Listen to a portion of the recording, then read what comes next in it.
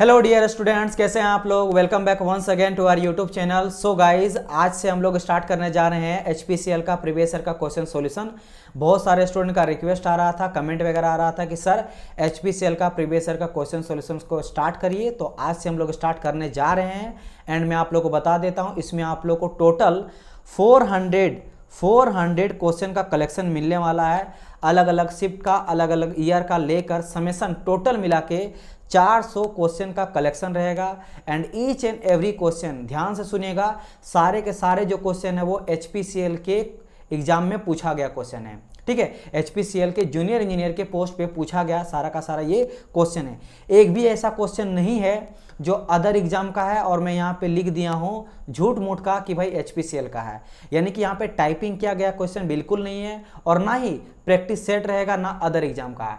हर एक जो क्वेश्चन रहेगा सब का सब क्वेश्चन एचपीसीएल का है। ठीक है, ऐसा मैं क्यों बोल रहा हूँ, बिकॉज कुछ बच्चों का कमेंट आ रहा था, वो कर रहे थे और बता रहे थे व्हाट्सअप में मुझे कि सर बहुत सारे ऐसे चैनल है, बहुत बड़े बड़े ऐसे चैनल है जो लिखा हुआ थंबनेल तो है एचपीसीएल का प्रीवियस ईयर का क्वेश्चन सॉल्यूशन, लेकिन जब वहाँ पे वीडियो देख रहे हैं तो पता चला कि क्वेश्चन किसी अदर ही एग्जाम का है। तो पहले तो मैं बोलूँगा कि जितने भी एजुकेटर हैं वो ये सभी चीज़ बंद करो। जो जितने भी स्टूडेंट आप लोग को बिलीव करके ये देखते हैं कि भाई ये बंदा जो है, ये जो टीचर है वो एचपीसीएल के प्रीवियस ईयर का क्वेश्चन सॉल्यूशन करा रहा है, लेकिन आप क्या कराते हो, किसी अदर ही एग्जाम का कराते हो। अब देखो इंपॉर्टेंट क्यों है प्रीवियस ईयर पेपर, किसी भी अगर आप पर्टिकुलर एग्जाम का तैयारी कर रहे हो तो उसका प्रीवियस ईयर पेपर लगाना बहुत इंपॉर्टेंट है। रीजन क्या है डियर, रीजन ये है कि आपको पता चलता है कि एचपीसीएल जैसे आप पढ़ रहे हो तो एचपीसीएल का पैटर्न क्या है, एग्जाम पैटर्न क्या है, किस सब्जेक्ट से कैसा क्वेश्चन पूछा जाता है, कितना वेटेज रहता है सब्जेक्ट का, ये कहाँ से पता चलता है, ये पता चलता है प्रीवियस ईयर के क्वेश्चन से। जब आप प्रीवियस ईयर का क्वेश्चन वगैरह देखिएगा, सॉल्यूशन कीजिएगा, तो आपको पता चल जाएगा कि सब्जेक्ट का वेटेज क्या है, सब्जेक्ट का क्वेश्चन का लेवल क्या रहता है, किस सब्जेक्ट से कैसा क्वेश्चन पूछा जाता है। इसके अलावा आपको टाइम मैनेजमेंट कैसे करना है, न्यूमेरिकली ज़्यादा पूछा जाता है, फिर थ्योरेटिकल क्वेश्चन ज़्यादा पूछा जाता है। तो अगर टीचर गलत बताता है, यानी कि क्वेश्चन नहीं गलत बता रहा है, आई मीन एचपीसीएल का है तो एचपीसीएल का ही क्वेश्चन कराइए, किसी अदर एग्जाम का मत कराइए, समझे। तो ये वाला चीज़ जो है ये एजुकेटर को नहीं करना चाहिए, ये बहुत ही बुरी बात है। क्योंकि लड़का क्या करता है, उसी तरह का क्वेश्चन पढ़ के चल जाता है और टफ पढ़ लेता क्वेश्चन, या बहुत ईजी पढ़ लेता है, और जब एग्जाम जाता है तो हट के क्वेश्चन आता है और लड़का फिर क्वालिफाई नहीं कर पाता है कुछ नंबर के चलते। तो ये गलत बात है। खैर, मैं यहाँ पे बोल रहा था कि मैं जो भी यहाँ पे कराऊंगा डियर, मैं बहुत सारे स्टूडेंट को पता है जो बहुत टाइम से मुझसे पढ़ रहे हैं, मैं ईच एंड एवरी क्वेश्चन जो भी लूँगा वो एचपीसीएल का प्रीवियस ईयर का क्वेश्चन रहेगा जूनियर इंजीनियर के पोस्ट पे, अलग अलग शिफ्ट जैसे मैंने कहा, और अलग अलग ईयर के यहाँ पे कलेक्शन। मैं आपको क्वेश्चन का थोड़ा पैटर्न आपको दिखा देता हूँ, आपको समझ में आ जाएगा कि क्यों ऐसा मैं बोल रहा हूँ। आप देखो, जितने भी आप क्वेश्चन यहाँ पे ध्यान से देखोगे ना, तो आप लोग को यहाँ पता चलेगा कि ये जो है टाइप किया हुआ क्वेश्चन नहीं है। जो आपका क्वेश्चन जो बुकलेट रहता है, जो क्वेश्चन लिया गया वहीं से आपका यहाँ पे किया गया है, डायरेक्ट लाया गया। देखो यहाँ पे क्वेश्चन एचपीसीएल जेई 8/11/2019 में पूछा गया। इसके अलावा और कहाँ पे क्वेश्चन पूछा गया, एनपीसीआईएल में भी क्वेश्चन ये पूछा गया था। सिमिलरली और मैं अगर क्वेश्चन आप लोग को दिखाता हूँ तो देख लो यहाँ पे, जैसे ये देखो एचपीसीएल जेई और एनपीसीआईएल में भी क्वेश्चन पूछा गया। आप चाहे तो चेकआउट कर लें जो भी है। देखो ये आपका एचपीसीएल का 8/2019 में पूछा गया क्वेश्चन है। इसके अलावा ये आपका इसरो में भी पूछा गया था और एनपीसीआईएल में भी क्वेश्चन पूछा गया था। तो यहाँ पे आपको बिल्कुल भी फेक क्वेश्चन नहीं मिलेगा, ना बनावटी क्वेश्चन मिलेगा, ना अदर एग्जाम का मिलेगा। जो मिलेगा वो आपको एचपीसीएल का क्वेश्चन मिलने वाला है। तो ये आप लोग दिमाग से हटा लो, ठीक है। तो कहीं से अगर आप फॉलो कर रहे हो तो बेटर ये रहेगा, आपको सही नहीं लग रहा तो यहाँ फॉलो करो, A to Z मिलेगा। और मैंने जैसे कहा 400 क्वेश्चन मैं कराऊंगा अलग अलग शिफ्ट का, तो आपको भर भर के क्वेश्चन मिलेगा। और मैं यहाँ पे आप लोग को सब्जेक्ट वाइज कराने वाला हूँ, ठीक है, सब्जेक्ट वाइज कराने वाला हूँ। बिकॉज मैंने जब ये सबका एनालिसिस किया ना, तब मुझे पता चला कि देखो सब्जेक्ट वाइज मैं क्यों पढ़ा रहा हूँ। जैसे अभी मैं स्टार्ट करने जा रहा हूँ सबसे पहले इंजीनियरिंग मैकेनिक्स को। अब ये फ़ायदा क्या होगा आप लोग को मैं बता रहा हूँ। आप लोग को ये पता चलेगा कि इंजीनियरिंग मैकेनिक्स में जितने भी टॉपिक है ना, जैसे अगर मैं बात करूँ फोर्स है, यानी फोर्स सिस्टम है, मोमेंट है, कपल है, फ्रिक्शन है, सेंटर ऑफ ग्रेविटी, आपका centre of gravity, moment of inertia, trusses है, बीम है, तो किस टॉपिक से कितना क्वेश्चन पूछा जा रहा है, वेटेज किससे ज़्यादा है, किस टॉपिक से ज़्यादा क्वेश्चन पूछा जाता है, ये भी मुझे आइडिया पता चलेगा। तो मैं आपको ये भी बताते चलूँगा कि पर्टिकुलर इंजीनियरिंग मैकेनिक्स या सॉम से या टॉम से किस टॉपिक को आपको ज़्यादा पढ़ना है, क्योंकि वहाँ से ज़्यादा क्वेश्चन पूछा गया है। तो ये भी आपको आइडिया पता चलेगा। तो A to Z आप लोग को मिलने वाला, आप कंटिन्यू देखते जाइए। तो चलिए गाइज अब स्टार्ट करते हैं। अच्छा, मैं आप लोग को ये बता देता हूँ कि थोड़ा सा मैं एक पेज ले लेता हूँ और मैं आप लोग को कुछ पहले बताने वाला हूँ, और वो क्या बताने वाला हूँ काफ़ी इंपॉर्टेंट है, जो आप लोग का हेल्प करेगा। मैं ये बताऊँगा डियर कि मैं जो यहाँ पे सॉल्यूशन कराऊंगा ये किस किस एग्जाम मतलब कौन कौन सा ईयर का है वो आप लोग जान लो। तो सबसे पहले मैं यहाँ पे कराऊंगा HPCL इंजीनियर के पोस्ट में जो रहेगा 7 अगस्त, ठीक है, 2021 का कराऊंगा, ठीक है, 2021, जिसमें इसमें 85 टोटल में क्वेश्चन यहाँ से सिलेक्ट करा हूँ, सारे सब्जेक्ट का मैं बात कर रहा हूँ। इसी तरह HPCL इंजीनियर के पोस्ट पे हुआ था 21 अगस्त 2021 को, ठीक है, ये आपका फर्स्ट शिफ्ट का बात करें, शिफ्ट फर्स्ट का, इसका भी क्वेश्चन कराएंगे, यहाँ से भी मुझे 85 क्वेश्चन नंबर मिला है, इजंट इट। इसके बाद करेंगे हम लोग HPCL इंजीनियर, फिर आ जा रहा है मेरा 12 अगस्त है, 12 अगस्त 2021, एक सेकंड, ये 21 नहीं, ये भी 12 है, 12 अगस्त 2021 और 12 अगस्त 2021 का सेकंड शिफ्ट, ये क्या है मेरा शिफ्ट जो है वो आपका सेकंड है। तो first shift and second shift यहाँ से भी 85 नंबर का क्वेश्चन मिलेगा। एंड एक मैं आप लोगों को कराऊंगा HPCL इंजीनियर 20 अप्रैल 2019 का, ठीक है, यहाँ से मुझे 100 क्वेश्चन मिला है। तो आप यहाँ पे देख सकते हो, अगर आप ध्यान दोगे तो लगभग यहाँ से आपका 100, यहाँ से 100, यहाँ से 100 अप्रॉक्स में अगर लेके चलूंगा तो लगभग आपको 400 और कुछ मैं क्वेश्चन ऐड करा दूंगा, जिससे लगभग आपको 400 क्वेश्चन यहाँ पे मिल जा रहा है। और शिफ्ट कौन सा 2021 का मैं 3 शिफ्ट को यहाँ पे लिया हूँ, ठीक है, अलग अलग डेट का, एंड आपका 2019 का मैं लिया हूँ। तो इतना का मैं कलेक्शन कराने वाला आपको पेपर, इससे पहले काफ़ी पहले टाइम हुआ तो वो आपको लोग को फायदेमंद भी नहीं होगा, पैटर्न आपको समझ में नहीं आएगा, अलग रहेगा। इस यहाँ से आप लोग को पैटर्न जो नया चेंज हुआ है, इसीलिए मैं आप लोग को इतना कराऊंगा, ठीक है। चलिए, इतना चीज़ आप लोग को समझ में आएगा। अब और एक चीज़ मैं आप लोग को बता देता हूँ कि अगर मैं आज से, जैसे मैंने कहा, हम लोग सबसे पहले किस टॉपिक को पढ़ाने वाले हैं, हम आप लोग को स्टार्ट करेंगे HPCL का प्रीवियस का पेपर इंजीनियरिंग मैकेनिक्स का, और टॉपिक वाइज में कराऊंगा। जैसे अभी हम लोग सबसे पहले देखेंगे फोर्स एंड फोर्स सिस्टम से कैसा क्वेश्चन पूछा गया, कितना क्वेश्चन पूछा गया। तो मैं एक काम करता हूँ, पहले मैं ये बता देता हूं कि इंजीनियरिंग मैकेनिक्स से किस किस टॉपिक से कितना नंबर ऑफ क्वेश्चन पूछा गया था, ताकि आप लोग को पता चल जाएगा कि किस किस चैप्टर को आपको ध्यान देना है इंजीनियरिंग मैकेनिक्स का। बहुत इंपॉर्टेंट ये सभी चीज़ें, ठीक है। तो मैं यहाँ पे लिखता हूँ इंजीनियरिंग मैकेनिक्स, ये आप लोग नोट डाउन कर लेना, इंजीनियरिंग मैकेनिक्स, ठीक है, इंजीनियरिंग मैकेनिक्स, ओके। तो पहले मैं चैप्टर यहाँ पे लिखता हूँ कितने टॉपिक्स चैप्टर है। जैसे सबसे पहले जो आ जाता है मेरा, दैट इज योर फोर्स, ठीक है, force and force system, force systems. तो डियर, इसमें से 11 क्वेश्चन पूछा गया है, ठीक है। मैं जितना शिफ्ट का दिखाया है ना, 2021 का और 2019 का, जितने भी मैंने 4 तरह का लिया है, 4 अलग अलग डे एंड शिफ्ट का मैं बात कर रहा हूँ, इससे 11 नंबर ऑफ क्वेश्चन पूछा गया है। अगर मैं बात करूँ इंजीनियरिंग मैकेनिक्स टोटल कितना क्वेश्चन पूछा गया, जितने मैंने शिफ्ट का भी बात करा, तो 29 नंबर ऑफ क्वेश्चन पूछा गया था, ठीक है।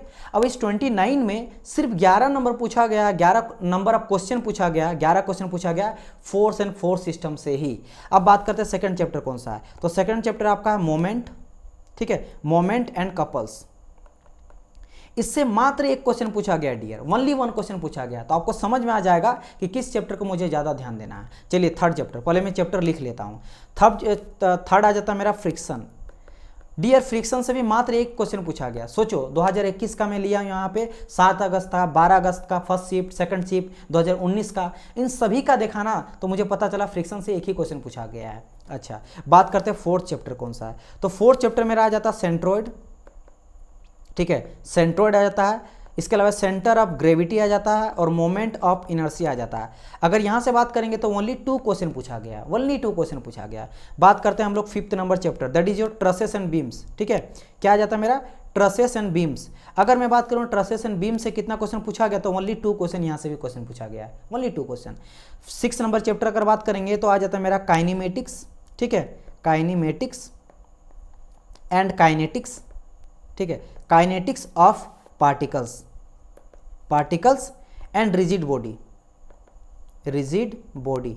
अगर मैं यहां से बात करूं तो ओनली 1 क्वेश्चन पूछा गया, सिर्फ एक क्वेश्चन पूछा गया। और चैप्टर का बात करते हैं 7 नंबर में, तो वर्क पावर एंड एनर्जी, ठीक है। क्या आ जाता है मेरा, work power and energy.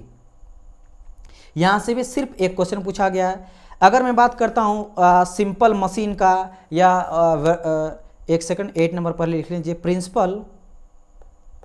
Principal and principle of, एक second, principle of virtual work and simple machine, simple machine. अगर मैं यहाँ से बात करूँ, ठीक है, तो यहाँ से पूछा गया आपका एक ही क्वेश्चन, यहाँ से भी ओनली 1 क्वेश्चन पूछा गया। और 9th नंबर में चैप्टर का बात करता हूँ तो आ जाता है मेरा इम्पल्स, ये काफ़ी इंपॉर्टेंट है, ठीक है, इम्पल्स एंड मोमेंटम, ठीक है, यहाँ से क्वेश्चन पूछा गया डियर, मोमेंटम एंड कोलिजन, ठीक है, कोलिजन, यहाँ से 4 क्वेश्चन पूछा गया है। और आ जाता है मेरा क्या 10 नंबर का चैप्टर में सिंपल हार्मोनिक मोशन SHM, ठीक है, यहाँ से आपको सिंपल एक क्वेश्चन मात्र पूछा गया है। एंड आ जाता है प्रोजेक्टाइल मोशन से, 11 नंबर का बात करेंगे अगर हम लोग प्रोजेक्टाइल मोशन से, ठीक है, मोशन, तो यहाँ से भी एक क्वेश्चन पूछा गया है। देखो ये मैंने क्यों बताया, ये बहुत ही मेहनत करके लाया गया है, ये कोई नहीं बताएगा, ये कौन बता पाएगा जब बहुत ज़्यादा स्टडी करता है, बहुत ज़्यादा रिसर्च वगैरह करता। तो मैं सारा आप लोग का कलेक्शन कर रहा था ना, तब पता मुझे चला ये सभी चीज़ें। और ये मैं क्या बता रहा हूँ, लगभग 400 क्वेश्चन को मैं उठाया हूँ अलग अलग शिफ्ट का। जैसे मैंने कहा आपको 7 अगस्त का उठाया हूँ, 2021 का उठाया हूँ। इसके अलावा मैं 12 अगस्त का उठाया हूँ, 12 अगस्त 2021 का, 2 शिफ्ट, पहला शिफ्ट, सेकंड शिफ्ट, और मैं उठाया हूँ 20 अप्रैल 2019 का, ठीक है। इतना उठाने के बाद 400 क्वेश्चन देखने के बाद मुझे पता चला कि इंजीनियरिंग मैकेनिक्स में 29 नंबर ऑफ क्वेश्चन टोटल पूछा गया, जिसमें से सबसे ज़्यादा जो पूछा गया ना वो आपका पूछा गया फोर्स एंड फोर्स सिस्टम से। तो सबसे VBI अगर मैं टिक कराऊंगा आप लोग को तो फोर्स एंड फोर्स सिस्टम आप लोग करके जाइएगा। सेकंड अगर मैं बात करता हूं तो आ जाता है मेरा 4 नंबर जो पूछा गया इम्पल्स, मोमेंटम एंड कोलिजन से, ठीक है, ये चीज़ इस सेकंड। और एक आपका पूछा गया काइनेमेटिक्स एंड काइनेटिक्स से, यहाँ से भी 4 क्वेश्चन यहाँ से पूछा गया। एक सेकंड, यहाँ से 4 पूछा गया, ठीक है। एक सेकंड में एक बार देख लेता हूँ। 11 यहाँ से पूछा गया, मोमेंट एंड कपल से 1 पूछा गया, फ्रिक्शन से 1 पूछा गया, centre of gravity and inertia से 2, ट्रसेस एंड बीम से 2, काइनेमेटिक्स से 4, ठीक है, वर्क पावर एनर्जी से 1, प्रिंसिपल से 1, यहाँ से 4, 1 बिल्कुल सही। तो मैं क्या बोला यहाँ पे, सबसे इंपॉर्टेंट जो आपका चैप्टर होने वाला that is your force and force system. क्यों भाई, बिकॉज यहाँ से मुझे 11 नंबर का क्वेश्चन पूछा गया। अगर सेकंड नंबर का बात करूंगा तो सेकंड नंबर में आ जाएगा चैप्टर नंबर आपका 6 एंड चैप्टर नंबर आ जाएगा आपका 9, बिकॉज यहाँ से आपको 4 क्वेश्चन पूछा गया है। तो सेकंड नंबर पर आपको इस चैप्टर को रखना है। फर्स्ट वाले में फोर्स एंड फोर्स सिस्टम एकदम पढ़ लेना है। सेकंड आपको रखना काइनेमेटिक्स एंड काइनेमेटिक्स और kinetics of particle and rigid body and impulse, momentum and collision. And third में अगर बात करूँ फर्स्ट लेवल, सेकंड और थर्ड लेवल का चैप्टर, तो उसमें से कौन कौन सा आ जाएगा वो मैं आपको बताता हूँ। एक तो आ जाता है ये वाला सेंटर ऑफ मतलब सेंट्रॉइड से, सेंटर ऑफ ग्रेविटी और मोमेंट ऑफ इनर्शिया से, एंड ट्रसेस एंड बीम से। बस ये सभी जो चैप्टर है इसको आपको बिल्कुल भी छोड़ना नहीं है। फर्स्ट स्टेज, सेकंड स्टेज को मैं ग्रीन से दिखा देता हूँ। ये मेरा सेकंड स्टेज हो गया इस चैप्टर को, ठीक है। तो ये जो मैंने घेरा है, ब्लैक वाला सबसे इंपॉर्टेंट, ग्रीन वाला सेकंड नंबर में इंपॉर्टेंट और ब्लू वाला और इंपॉर्टेंट, मतलब 1 2 3 4 5। तो यहाँ से 5 ऐसा चैप्टर है जिनको बिल्कुल भी छोड़ना नहीं है, इसको आपको पढ़े लेना। बाकी चीज़ों को 1 नंबर बहुत कम पूछा गया है, तो आप देख सकते हो कि इसको आप छोड़ सकते हो। अगर परसेंटेज के बेसिस में बताऊँ, 11 क्वेश्चन अगर पूछा गया 29 में, तो लगभग इससे 37%, मतलब 100% में 37% तो आपका यहीं से पूछा जाएगा। इंजीनियरिंग मैकेनिक्स को अगर 100% मानो जितना क्वेश्चन पूछा जाएगा तो 37% से यहीं पूछा जाएगा। एंड अगर बात करो 4 क्वेश्चन, तो यहाँ समझ लो 13% यहाँ से पूछा जाएगा। 13% आपका यहाँ से, तो 13 दूनी के 26, तो 10 आ गया मेरा 26, ठीक है। और यहाँ से आ जाएगा मेरा 40 मान लो, तो यहीं से समझ लो 50-60% तो आपका तैयारी हो जाएगा सिर्फ आपका ये 3 चैप्टर से। और बाकी अगर remaining centre of gravity, trusses, beam को देख ले तो और अच्छी बात है। चलिए ये चीज़ पता चल गया, ये मैंने आप लोग को बता दिया, ठीक है। अभी इंजीनियरिंग मैकेनिक्स का जब तक सोल्व करेंगे, लेकिन ये बताना जरूरी था। आप लोग इसको स्क्रीनशॉट ले लेना, काफ़ी हेल्प करेगा कि आप लोग HPCL के एग्जाम अगर प्रिपरेशन कर रहे हो, अभी करो, कभी भी करो, ठीक है, लेकिन इसको आपको काफ़ी हेल्प करेगा। चलिए अब मैं इसको क्या करता हूँ, इसको हटा देता हूँ, नहीं तो रहने देता हूँ। चलिए अब क्वेश्चन की ओर आते हैं। जितना मैंने बताया वो इसलिए बताया क्योंकि ये काफ़ी इंपॉर्टेंट है, आप लोग का हेल्प करेगा। अब हम लोग क्वेश्चन की ओर बढ़ते हैं। चलिए अब 1 बाय 1 करके क्वेश्चन लगाते चलते हैं। फर्स्ट क्वेश्चन आ जाता है मेरा। फर्स्ट क्वेश्चन क्या आ जाता है, what will be the weight of the body whose mass is 1 kg। और इतना बच्चा क्वेश्चन आपसे पूछा गया है ना, आप मत पूछिए, काफ़ी फोड़ दीजिएगा। जो बच्चा भी अच्छे से थोड़ा सा भी पढ़ के जाएगा ना, वो आराम से निकाल लेगा। इंजीनियरिंग मैकेनिक्स का बात कर रहा हूँ, बाकी सब्जेक्ट का देखते हुए चलेंगे। देखो बोरा what will the weight, weight क्या होगा भाई साहब, आपको पता है ना वेट क्या होता है। सर वेट होता है mass into gravity, mg। And यहाँ पे मास मेरा 1 kg दिया गया है, तो मास हम लोग पुट करेंगे 1। अच्छा, और ग्रेविटी क्या होता है 9.81 होता है, तो सिंपल यहाँ पे 9.81 आ गया मेरा वेट। तो यहाँ पे कुछ भी था बिल्कुल नहीं, न्यूटन में आंसर आ जाएगा। तो 9.81 आपका आंसर हो जाएगा। 9.81 कहाँ दिया गया भाई, न्यूटन में आएगा ना, यूनिट होता है मेरा न्यूटन में, ठीक है। तो यहाँ पे करेक्ट आंसर मेरा क्या हो जाएगा, C will be your correct answer for this question. चलिए बात करते हैं सेकंड क्वेश्चन का, और आप लोग खुद से भी ट्राई करना लगाने का। सेकंड क्वेश्चन क्या करा, which of the following state that the system of external force acting on a body in motion are in dynamic equilibrium with the inertia force of the body. अगर किसी बच्चा statement पढ़ा है, theory पढ़ा, तो उसको पता है कि बेसिकली डी एलम्बर्ट प्रिंसिपल का स्टेटमेंट पूरा को छाप दिया गया है। ये डी एलम्बर्ट का प्रिंसिपल। अच्छा, अगर मैं बात करूंगा सर सिंपल भाषा में बताइए डी एलम्बर्ट प्रिंसिपल बोलता क्या है, तो देखो डी एलम्बर्ट प्रिंसिपल ये बोलता कि कोई भी एक मान लेते हैं एक सिस्टम है और इस सिस्टम में ढेर सारा मेरा फोर्स एक्ट कर रहा है, F1 फोर्स एक्ट कर रहा है, F2 फोर्स एक्ट कर रहा है, F3 फोर्स एक्ट कर रहा है।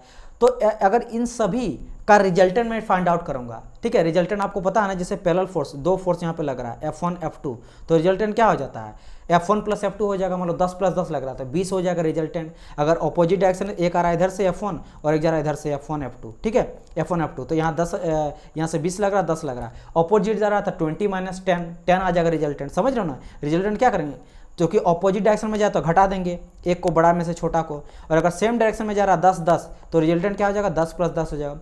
रिजल्टेंट मतलब सम ऑफ जो भी वैल्यू उसका आता है उस बॉडी में कितना एक्ट कर रहा है। तो डी एलम्बर्ट प्रिंसिपल ये कहता है कि कोई बॉडी पे अगर नंबर ऑफ फोर्सेस वहाँ पे एक्ट कर रहा है तो उसके चलते वो बॉडी मोशन करेगा, बिल्कुल मोशन करेगा सर, ठीक है, समझ रहे हो ना। मान लो समेशन करेंगे, कुछ तो न्यूटन का फोर्स लगेगा ना, और एक डायरेक्शन में लगेगा तो मोशन करेगा।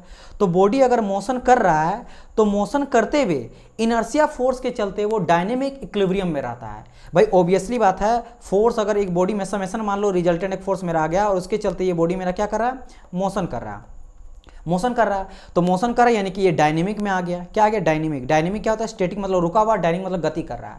तो डायनेमिक लेकिन एक ही गति से वो चलते रहेगा, चलते रहेगा, यही स्टेटमेंट बताता है, यानी कि डायनेमिक इक्विलिब्रियम को बनाए रखेगा इनर्शिया फोर्स के चलते। अब बात करेंगे सर ये इनर्शिया फोर्स क्या था।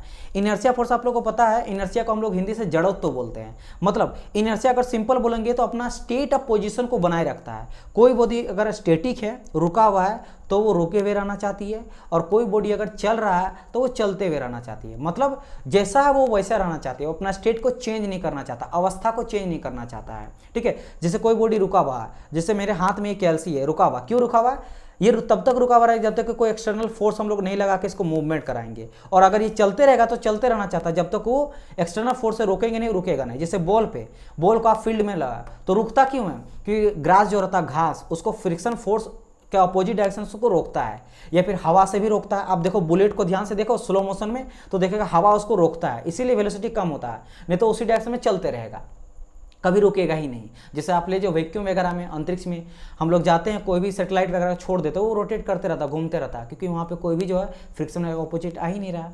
तो स्टेट ऑफ मोशन को बनाए रखना, रुका तो रुकते रहना, चलते चलते रहे रहना, जब तक कि कोई एक्सटर्नल फोर्स ना लगे तब तक वो अपने बॉडी को बनाए रखता है, उसको बोलते हैं इनर्शिया फोर्स। तो जब यहाँ पे सिस्टम ऑफ फोर्सेस मेरा रखता है और वो मोशन में आता है, एक्सेलेरेशन के चलते एक्सेलरेट आ जाता है, ठीक है, तो वो इनर्शिया फोर्स के चलते डायनेमिक इक्विलिब्रियम में बने रहता है, बनाए रखता है, जब तक कि कोई उसमें अपोजिट डायरेक्शन पे फोर्स ना लगाए, ये चीज होता है। तो ये स्टेटमेंट क्या कहता है मेरा, डी एलम्बर्ट प्रिंसिपल कहलाता है, ठीक है।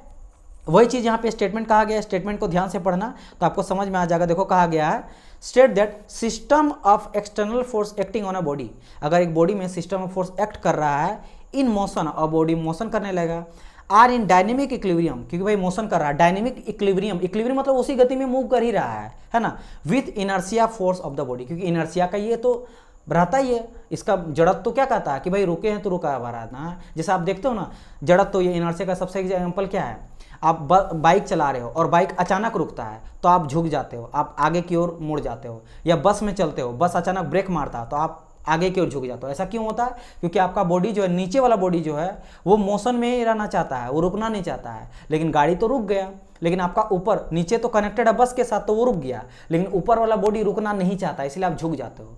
सिमिलरली आप बस खड़ा हुआ है और आप बैठे हो, अचानक जब गाड़ी चलता है तो आप पीछे की ओर हो जाते हो। ऐसा क्यों, क्योंकि बस तो चल पड़ा लेकिन आप चलना नहीं चाहते हो, तो आप चाहते हो हम रुके रहे, इसे पीछे झटक जाते हैं, तो अपना स्टेट ऑफ मोशन को बनाए रखना चाहता है, ये होता है इनर्शिया। तो यानी चूंकि ये डायनेमिक में है, फोर्स लगा वो चल रहा है, तो वो चलते हुए रहना चाहता है इक्विलिब्रियम में, तो यही बताता है ये चीज, ठीक है। समझ आए कि नहीं, बस ये सिंपल से यहाँ पे है। और एक चीज ध्यान रखना कि मान लेते ये मेरा कोई बॉडी है जो m मास का है और मैंने ये फोर्स लगाया, और ये हो गया क्या मेरा डायनेमिक इक्विलिब्रियम, क्योंकि ये मोशन में है, m मास का ये मोशन में है तो डायनेमिक इक्विलिब्रियम है। अगर इसको मुझे रोकना है, ठीक है, यानी कि इसको स्टैटिक इक्विलिब्रियम में लाना है तो क्या करना पड़ेगा, इधर से जो भी हम फोर्स लगाए हैं ना, उस फोर्स के जस्ट अपोजिट में और एक फोर्स मुझे यहाँ पे लगाना पड़ेगा, जिसको हम लोग Fi कहते हैं, इनर्शिया फोर्स लगाना पड़ेगा, और ये ma के बराबर होता है। तब जाके ये क्या हो जाएगा, इसको बोलेंगे हम लोग स्टैटिक इक्विलिब्रियम। स्टैटिक इक्विलिब्रियम, मेरा बात समझ आया कि नहीं? देखो सिंपल मैंने ये कहा डियर, ये भी m मास का, ये भी m मास का है। ये मैंने क्या किया, यहाँ पे मैंने फोर्स एक लगाया और वो डायनेमिक इक्विलिब्रियम में चल रहा है, अपना गति से बिंदास आराम से चलते हुए जा रहा है। अब मुझे इसको रोकना है, तो रोकने के लिए अपोजिट डायरेक्शन से मुझे एक फोर्स लगाना पड़ेगा, तभी तो रोक सकते हैं। वही फोर्स को हम लोग इनर्शिया फोर्स बोलते हैं, जो कि force equal to mass into acceleration होता है, ma होता है। और ये डायनेमिक इक्विलिब्रियम से क्या हो गया, स्टैटिक इक्विलिब्रियम में आ गया, और उतना ही लगाना पड़ेगा जितना हम लोग यहाँ से लगा रहे थे। यानी कि ये जो F है वो F इक्वल टू Fi के बराबर होगा। तो F को अगर मैं R यहाँ के लेके चलूँ तो sum of the F equal to 0 बोल सकते हैं। सम ऑफ F मतलब मान लो यहाँ से 10 न्यूटन का फोर्स लगा है, तो Fi भी 10 लगाना पड़ेगा ना, तभी जाके तो उसको रोक पाएगा, बराबर का लगाना पड़ेगा। अगर मैं यहाँ पे 11 का लगाता हूँ, 10 के जगह में इधर का अगर मैं 11 लगा लूँ तो अब क्या होगा, अब ये इधर मोशन करने लगेगा। अगर कम लगाएगा तो रोक ही नहीं पाएगा, तो कम इधर का 10 लग रहा है तो इधर 10 लगाना पड़ेगा। तो इसीलिए सम F इक्वल टू मैंने 0 करा, क्यों, क्योंकि 10 माइनस 10 इक्वल टू 0 आ जाएगा, तो summation of force equal to 0 आ जाएगा। अच्छा, इसको मैं कभी कभी इक्वेशन में आपको लिखने बोलेगा तो आपको क्या लिखना, सिंपल यहाँ कीजिएगा R minus m into a equal to 0। ऐसा मैंने क्यों करा, देखो R है, R मतलब समझो ये F वाला फोर्स को मैंने यहाँ पे R लिखा है। ये बेसिकली R क्या है, ये जो रिएक्शन फोर्स यहाँ पे लग रहा है, जो फोर्स अप्लाई कर रहा है, और ma क्या है, ये आपका इनर्शिया फोर्स है जो इधर से लग रहा है, और उन दोनों इक्वल टू 0 है क्योंकि हम लोग यहाँ पे स्टैटिक इक्विलिब्रियम में कर दिए। तो यहाँ से क्या निकला मेरा, R minus ma is equal to 0। तो R अगर निकालेंगे तो यहाँ से मेरा ma आ जाएगा, R इक्वल टू क्या आ जाएगा मेरा, यहाँ पे ma आ जाएगा। और ध्यान रखना ये बेसिकली जो ma है ये क्या है, ये माइनस ma क्यों लिखे हैं, कभी कभी पूछता है कि यहाँ पे माइनस ma क्या, माइनस ma जो ये मेरा है Fi है। Fi मतलब इनर्शिया फोर्स है, और नेगेटिव मेरा क्या शो करता है, नेगेटिव मेरा ये शो कर रहा है कि हम लोग जस्ट अपोजिट डायरेक्शन पे उतना ही फोर्स लगा रहे हैं, अपोजिट डायरेक्शन में लगा रहे हैं, उल्टा लगा रहे हैं, इसलिए यहाँ पे हम लोग नेगेटिव यहाँ पे लेके चल रहे हैं, ताकि उसको डायनेमिक इक्विलिब्रियम से स्टैटिक इक्विलिब्रियम में लाना चाह रहे हैं। समझ आए, एकदम सिंपल सा लॉजिक था, कुछ भी यहाँ पे मैंने नहीं करा, समझ गए होंगे, आई होप सो। यहाँ पे सिंपल कोई बॉडी चल रहा है उसको रोके, जिधर इधर F लगा इधर F लगा, F इक्वल टू ma था, तो यहाँ पे मैंने एगो R मान लिया है ना, एगो को इधर से जो फोर्स लगा है उसको मैंने R मान लिया, इज इक्वल टू ma कर दिया। और अगर R माइनस ma करेंगे इज इक्वल टू 0, क्यों 0, क्योंकि स्टैटिक इक्विलिब्रियम लगाएंगे तो इधर 10 माइनस 10 होगा, तब जाके वो रुकेगा। कोई बॉडी मान लो इधर से मैंने 10 फोर्स लगा रहे हैं, ये मोशन करा, मेरे तरफ देखिए 10 करा रहे हैं, मोशन करा, कब तक रुके, जब तक 10 नहीं लगाएंगे तो रुकने वाला है नहीं। अगर ज़्यादा इधर से फोर्स लगाएंगे तो इधर चलने लगेगा, तो 10 ही लगाना पड़ेगा ना, तभी ना इसको मैंने 0 कर रहा हूँ। तो ये मैंने करा, और माइनस क्यों, क्योंकि जस्ट अपोजिट डायरेक्शन में मैंने उल्टा फोर्स लगाया, उतना ही उसको रोकने के लिए। चलिए दिस दैट्स इट। चलिए बात करते हैं गाइस थर्ड क्वेश्चन की ओर। चलिए क्वेश्चन को पढ़िए और लगाने का ट्राई कीजिए, तब तक मैं ये सभी को हटाता हूँ। क्वेश्चन क्या कर रहा है, क्वेश्चन मेरा सिंपल ये कह रहा था, force applied on a body of mass 100 kg to produce acceleration of 10 metre per second square is. भाई साहब यहाँ पे फोर्स का बात कर रहा है, एक्सेलरेशन दे चुका है, यहाँ पे आपको मास भी दे चुका है, तो निकालो ना, क्या दिक्कत है। F इक्वल टू क्या था, मास इंटू एक्सेलरेशन, दोनों से चीज दिया गया है। मास आपका 100 है, बताइए इतना सिंपल लगाने लगेगा तो आप आराम से फोड़ दोगे। मास आपका दिया गया है 10 kg एंड एक्सेलरेशन कितना दिया गया आपका 10 दिया गया, तो कितना हो गया 1000 हो गया। तो ये कौन सा बड़ा था, न्यूटन इसका आ जाएगा। अच्छा यूनिट देखना, देखो ये मास में दिया गया, तो मास दिया गया था आपका kg में, एंड एक्सेलरेशन का बात करेंगे तो मीटर पर सेकंड स्क्वायर में, तो kg metre per second square, तो ये बिल्कुल सही, इसी को तो हम लोग न्यूटन बोलते हैं ना, पता है ना। देखो F इक्वल टू क्या होता है, मास इंटू एक्सेलरेशन। मास को हम लोग किस में लिखते हैं सर, kg में लिखते हैं, मास का ऐसा यूनिट होता है kg। अच्छा एक्सेलरेशन क्या होता है, चेंज इन वेलोसिटी, मतलब वेलोसिटी अपॉन टाइम। और वेलोसिटी क्या होता है, वेलोसिटी आपका हो जाता है आपका डिस्प्लेसमेंट अपॉन टाइम, ये होता है। तो डिस्प्लेसमेंट अपॉन टाइम क्या हो गया, ये हो गया मेरा वेलोसिटी इक्वल टू, है ना। तो वेलोसिटी इक्वल टू क्या हो गया मेरा, distance upon displacement upon time, and divide मेरा टाइम है ही और है यहाँ पे।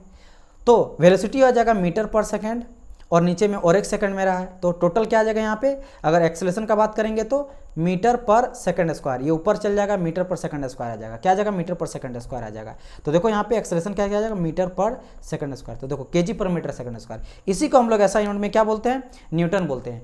तो न्यूटन क्या है मेरा, ऐसा यूनिट है, इस चीज़ का ध्यान रखना, ऐसा यूनिट है।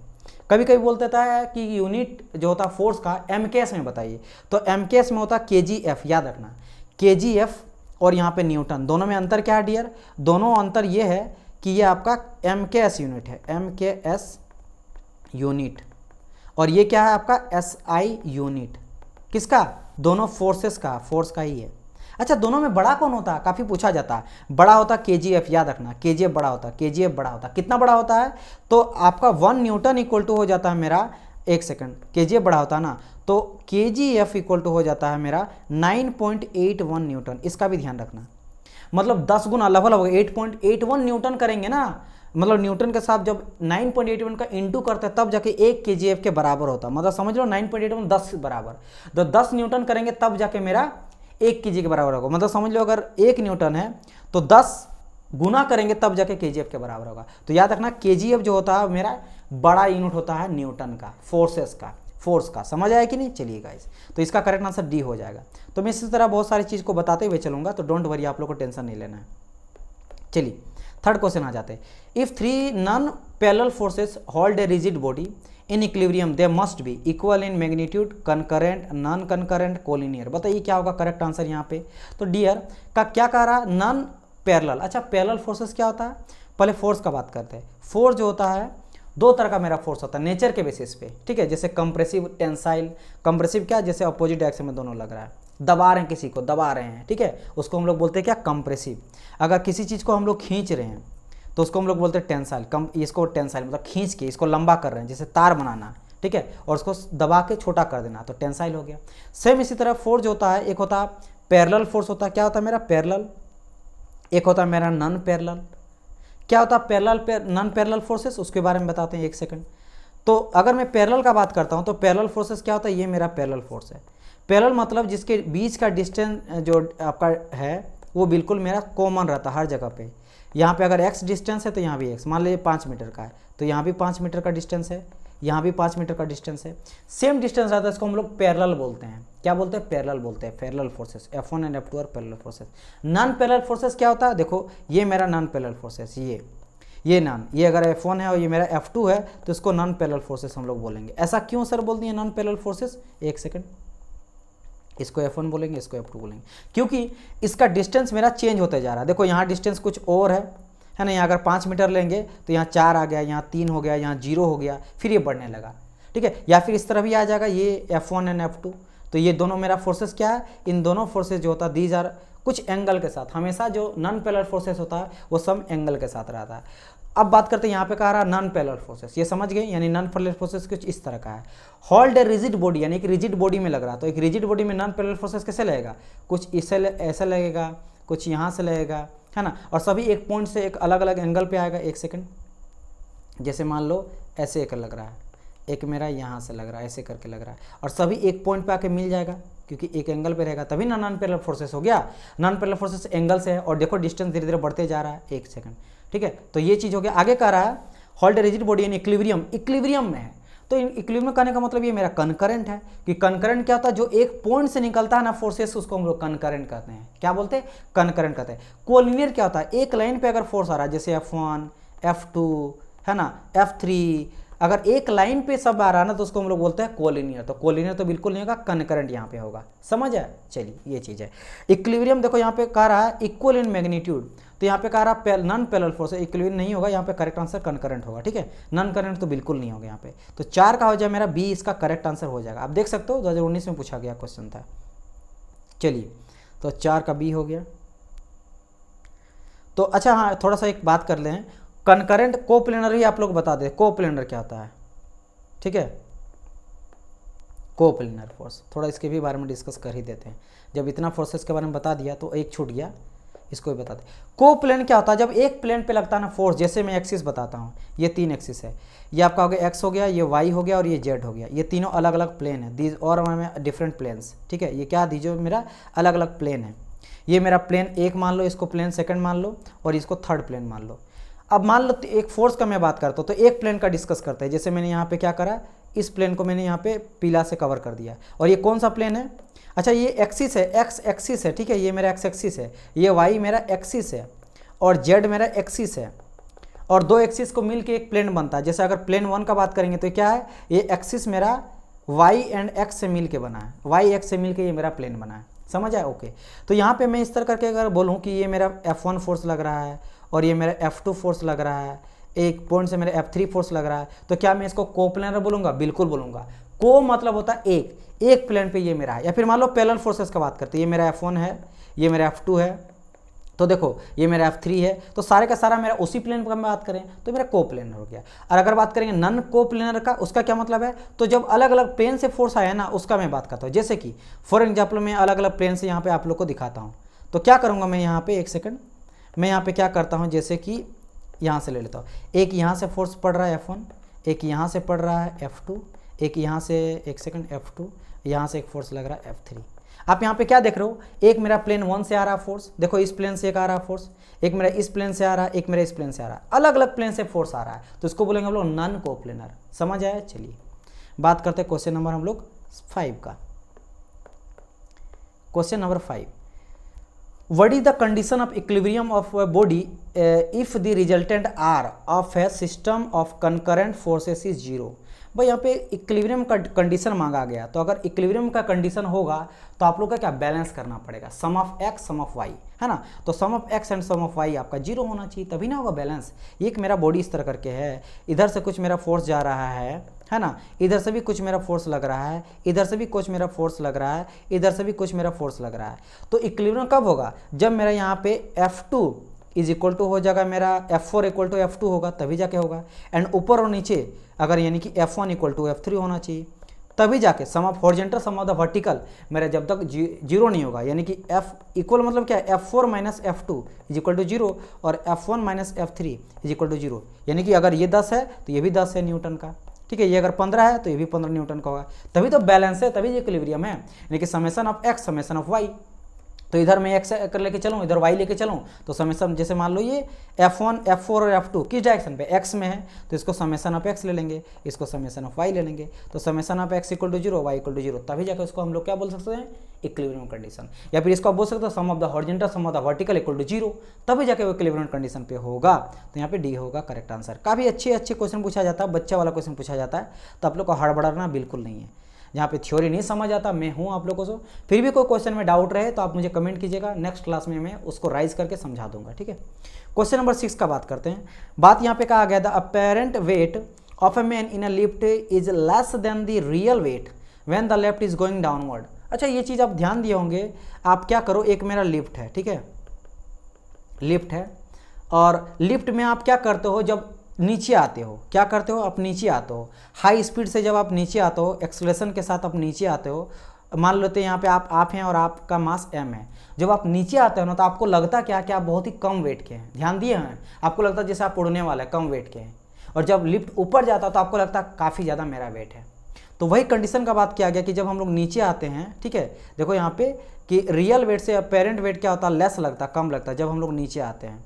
कब आते हैं, जब हम लोग नीचे आते हैं, यानी कि विथ सम एक्सेलरेशन के साथ जब नीचे आते हैं, तब मुझे क्या लगता है, कम लगता है। मैं इसका रीज़न भी बताऊंगा, पहले समझ लो। जब ऊपर जाता है तो थोड़ा हैवी लगता है। अब बात करते हैं ऐसा क्यों होता है। अच्छा, पहले तो ये समझ लो कि ये अपेरेंट वेट क्या था। वेट क्या था, पहले आप समझ लो वेट क्या होता। वेट ये होता है कि मान लो मशीन में जो हमको दिखाई देता है ना कि मेरा इतना वजन है, वही वेट है। लेकिन क्या वो वजन रियल होता है? नहीं, बट वो बेसिकली जो होता है ना, जो मशीन आपका होता है, मशीन जो दिखाई देता है ना, रिएक्शन, आपने उसने फोर्स लगाया मशीन पे, आप कभी वेट अपना मेजर किए हो, एक मशीन आता है उसमें आप चढ़ो, आपका जो वेट रहेगा ना, उसका रिएक्शन उस बॉडी दिखाएगा, उतना झेल नहीं पाएगा, उसका रिएक्शन करेगा, क्योंकि every body has equal and opposite reaction, Newton के थर्ड लॉ के अकॉर्डिंग। तो जितना आपका वेट रहता है ना, जस्ट रिएक्शन होता है और वो चीज़ आपको दिखाई देता है, जिसको हम लोग बोलते हैं अपेरेंट वेट। तो बेसिकली जो मशीन आपको दिखाता है ना, वही अपेरेंट वेट होता है, जिसको हम लोग आर से दिखाते हैं, ठीक है, यानी कि reaction force. Basically apparent wait क्या होता है, बेसिकली रिएक्शन फोर्स होता है।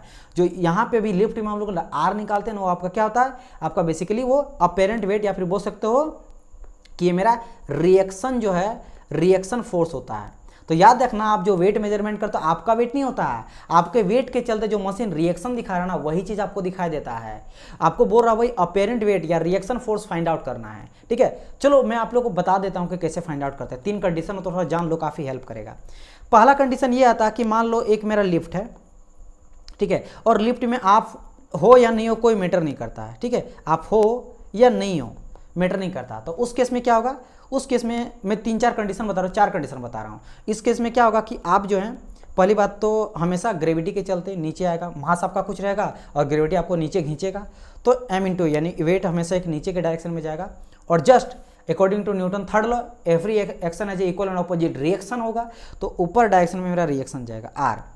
और यहाँ पे आप लिफ्ट में हो या नहीं हो, चूंकि लिफ्ट रुका हुआ है, यहाँ पे रुका हुआ लिफ्ट है, तो इस केस में क्या होगा, r = mg होगा, क्योंकि ना तो आप ऊपर जा रहे हो तो नीचे जा रहे हो, तो दोनों तरफ इक्वल है, इक्वल फोर्स लग रहा है। तो यहाँ पे जो रिएक्शन फोर्स लग रहा है, फिर अपेरेंट वेट लग रहा है, वो वेट के बराबर है। तो पहला कंडीशन क्या है, जब ये रेस्ट में है, ठीक है। दूसरा कंडीशन हम लिफ्ट का लेते हैं, ठीक है। दूसरा कंडीशन में लिफ्ट का यहाँ पे लेते हैं, ये फर्स्ट कंडीशन है। सेकंड कंडीशन क्या है कि ये फिर से मैं लिफ्ट ले लिया यहाँ पे, है ना, और इस बार आप लिफ्ट के अंदर हो, लेकिन ये मेरा यूनिफॉर्म वेलोसिटी से जा रहा है, मतलब एक्सेलरेशन, चेंज इन एक्सेलरेशन नहीं। यूनिफॉर्म वेलोसिटी मतलब अगर 1 मिनट में इसका 10 मीटर पर सेकंड से जा रहा है, और हम लोग बात किए 5 सेकंड के बाद, ठीक है, 1 सेकंड के बाद ये देखें 5 सेकंड के बाद भी देख रहे तो 10 से ही जा रहा है, यानी कि चेंज इन वेलोसिटी यहाँ पे कुछ आ रहा नहीं आ रहा, तो यानी कि यहाँ पे जो एक्सेलरेशन है उसमें कोई चेंज हो नहीं रहा है। तो फिर भी इस केस में भी जो है, जो नीचे जो मेरा लग रहा है mg, नीचे mg लग रहा है और ऊपर में जो रिएक्शन r जा रहा है, तो फिर भी यहाँ पे r = mg लगता है, क्योंकि एक्सेलरेशन तो है यहाँ पे ऊपर नीचे जा रहा है, यूनिफॉर्म वेलोसिटी यहाँ पे बता रहे हैं, क्या बता रहे हैं, यूनिफॉर्म वेलोसिटी। तो उस केस में भी r = mg ही होता है। अभी तक कोई दिक्कत नहीं है। आ जाता है मेरा थर्ड केस में। थर्ड केस क्या, जब मेरा एक्सेलरेशन के साथ ऊपर जाता है या फिर एक्सेलरेशन के साथ नीचे आ जाता है, चेंज होता है एक्सेलरेशन, ठीक है। 1 सेकंड। तो अब मैं क्या करता हूँ, इसको हटा सकता हूँ क्या, मैं इसको हटा नहीं देता हूँ, यहाँ पे बताता हूँ, क्योंकि आप लोग को समझाना पड़ेगा, ठीक है। एक काम करते हैं, मैं न्यू पेज ले लेता हूँ। अब बात करते हैं हम लोग यहाँ पे कि एक्सेलरेशन के साथ अगर नीचे जाएगा, जैसे मैं यहाँ पे ले लेता हूँ कि अब ये मेरा क्या है, लिफ्ट है, और ये m मास का कोई यहाँ पे आदमी है, ओके। एंड ये मान लो ऑलवेज यू नो दैट क्या, mg एक नीचे लगेगा जो कि वेट मेरा है, एंड ऊपर में एक रिएक्शन लगेगा। लेकिन यहाँ पे क्या देखने को मिल रहा है कि हम ना एक्सेलरेट होकर नीचे आ रहे हैं। क्या हो रहे हैं, नीचे आ रहे हैं। मतलब अच्छा, नीचे आप क्यों आ रहे हो, थोड़ा सा गेस करके बताओ, दिमाग लगाओ। सर जी नीचे इसलिए आ रहे हैं कि कहीं ना कहीं मेरा r से ज़्यादा mg का वैल्यू है, यानी कि mg मेरा मैक्सिमम है। अगर वेट मेरा ज़्यादा है, आपका वजन का ज़्यादा है, इसीलिए तो नीचे आ रहा है एक्सेलरेशन। मतलब ये बोल सकते हैं कि अगर मैं r में से mg को घटाऊं तो जो कुछ मिलेगा, मतलब समझो इससे पहले क्या हो रहा था, इससे पहले ये हो रहा था कि r = मेरा mg हो रहा था, मतलब जितना ये उतना ये, तो मेरा घट के कुछ बच ही नहीं रहा था, जिसके चलते वो एक्सेलरेशन करे। लेकिन इस बार क्या हो रहा है, यहाँ पे r और mg के बीच में कुछ बच जा रहा है, जिसके चलते वो डाउनवर्ड में एक्सेलरेशन हो रहा है। और यहाँ पे चूंकि डाउनवर्ड आ रहा है, तो यहाँ पे डाउनवर्ड आने के चलते मेरा क्या है, mg का वैल्यू मेरा ज़्यादा है, mg का वैल्यू मेरा क्या है, मैक्सिमम है, ज़्यादा है। तो मैं ये बोल सकता हूँ, अब देखो मैं यहाँ पे लगा सकता हूँ फोर्स = मास इंटू एक्सेलरेशन, मास इंटू एक्सेलरेशन, ठीक है। अगर बचपन से ये चीज़ दिक्कत है ना, तो आज आप लोगों को क्लियर हो जाएगा।